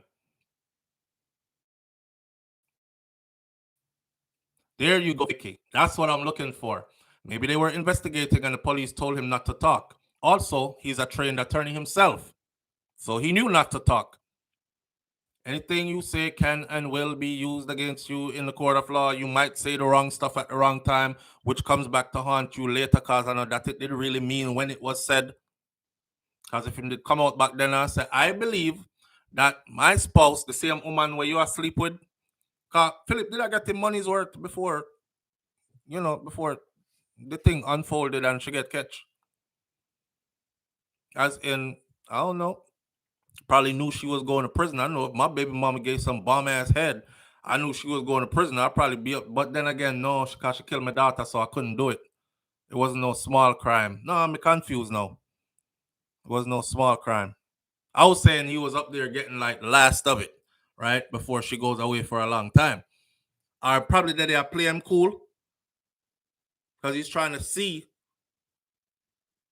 Remember, he was in touch with the investigators the whole time, So as they're finding out stuff, remember I said, I'm not a regular Jamaican citizen. And one of them up here, some man that. So if as they find out stuff, them I go tell him, them I'll say, yo, boss man, listen. We have the video with she and the 10-month-old. I go in at the vehicle. And your woman, Leoda, she did in at the vehicle too. Yeah, and them speed off with the baby and she in there. And then him probably has a rascal, man. Show meat. See it? Oh my God. All right. So him know now. So him say, what happened? Do you go home now and say, Leoda? By any chance, do you have anything? Can you come in our country sudden? You never tell me you was coming. You just drop in. And I thought you was here to surprise me. But you've been moving around a lot. We haven't even had a chance to talk out, the baby thing and look at them missing now. But you are here. Do you by chance have anything to do with the baby being missing and the mother? And she's like, no. What you mean? Why you ask me if me have... Come on now, Phillip. You don't know where your own baby mother is? If I wasn't here, you would know where she was. You don't know where she is. You see it? So big argument start, can't get to the bottom of nothing. It's not like she's going to come out and say, I did it. I made sure she disappeared forever. You can go find them and be with them now. Or maybe she did. And he went to the police and said, sir, I asked her yesterday.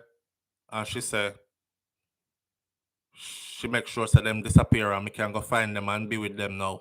Something like that.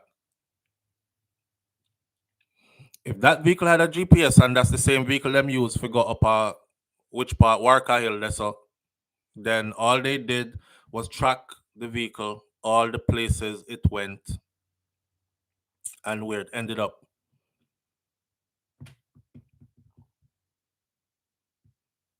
June Johnson said, Lord, give me the case and take the pillow. This is getting too complicated now. Just like the Beachy Stout case, how we all thought Beachy is definitely going to prison. And now his case is hanging on by a thread. And the only thing that can actually really convict Beachy Stout is this recording that this brother said he handed over to the police. So we are waiting to hear the recording, for hear Beachy in the recording. I say, yes, so here what I want you do it now. Yeah, I don't want to shoot her. I want to stab her up, cut her throat. Yeah, I want her suffer. If we can't hear them, there's something there.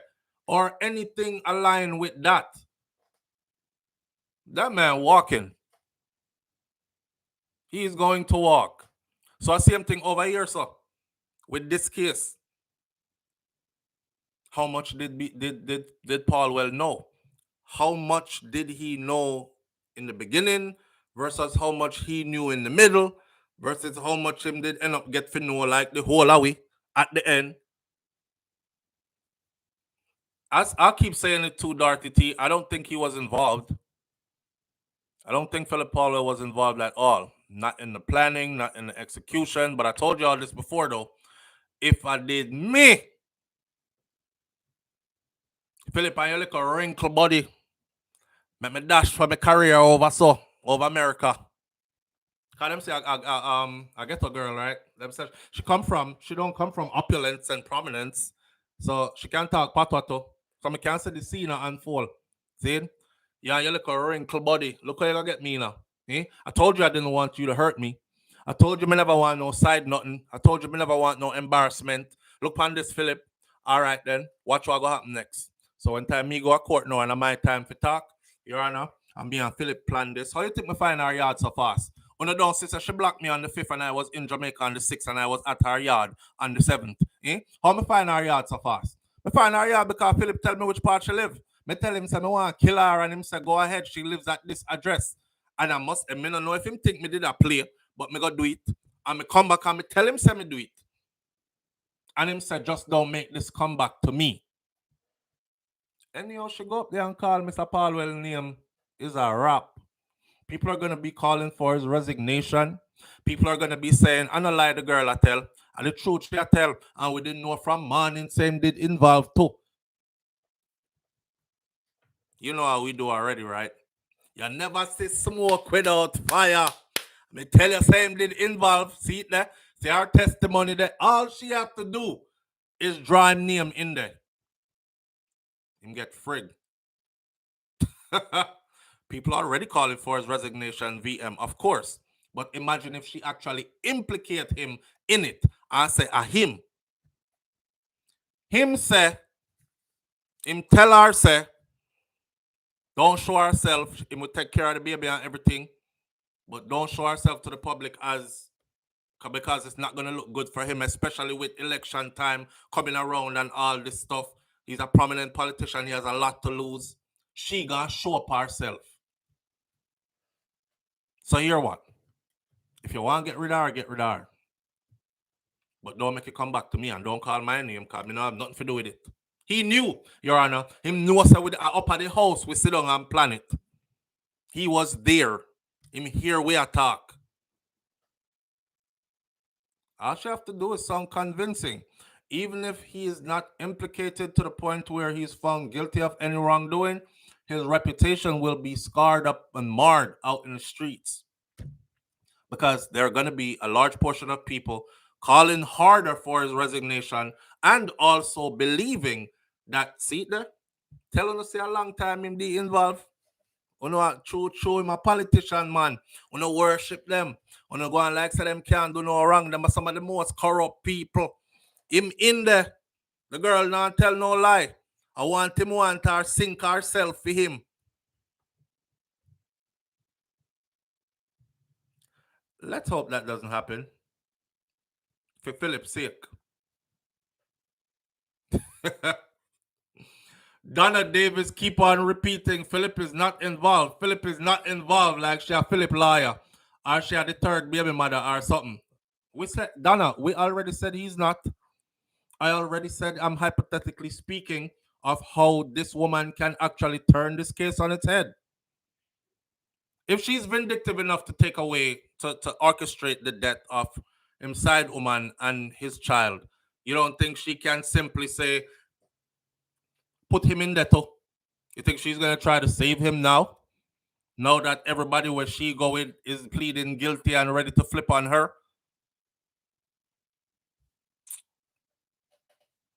We'll see. I will be watching this through to the end. We have two more stories on here that I'm going to have to change up the title of this video this morning and probably change up the icon to car. We're not do them two story here. We're going to do these separately. Let me see if Wi-Fi will go ahead, Jim. I might have time. I might not. We're trying to get to live together, people. Why should I answer our phone?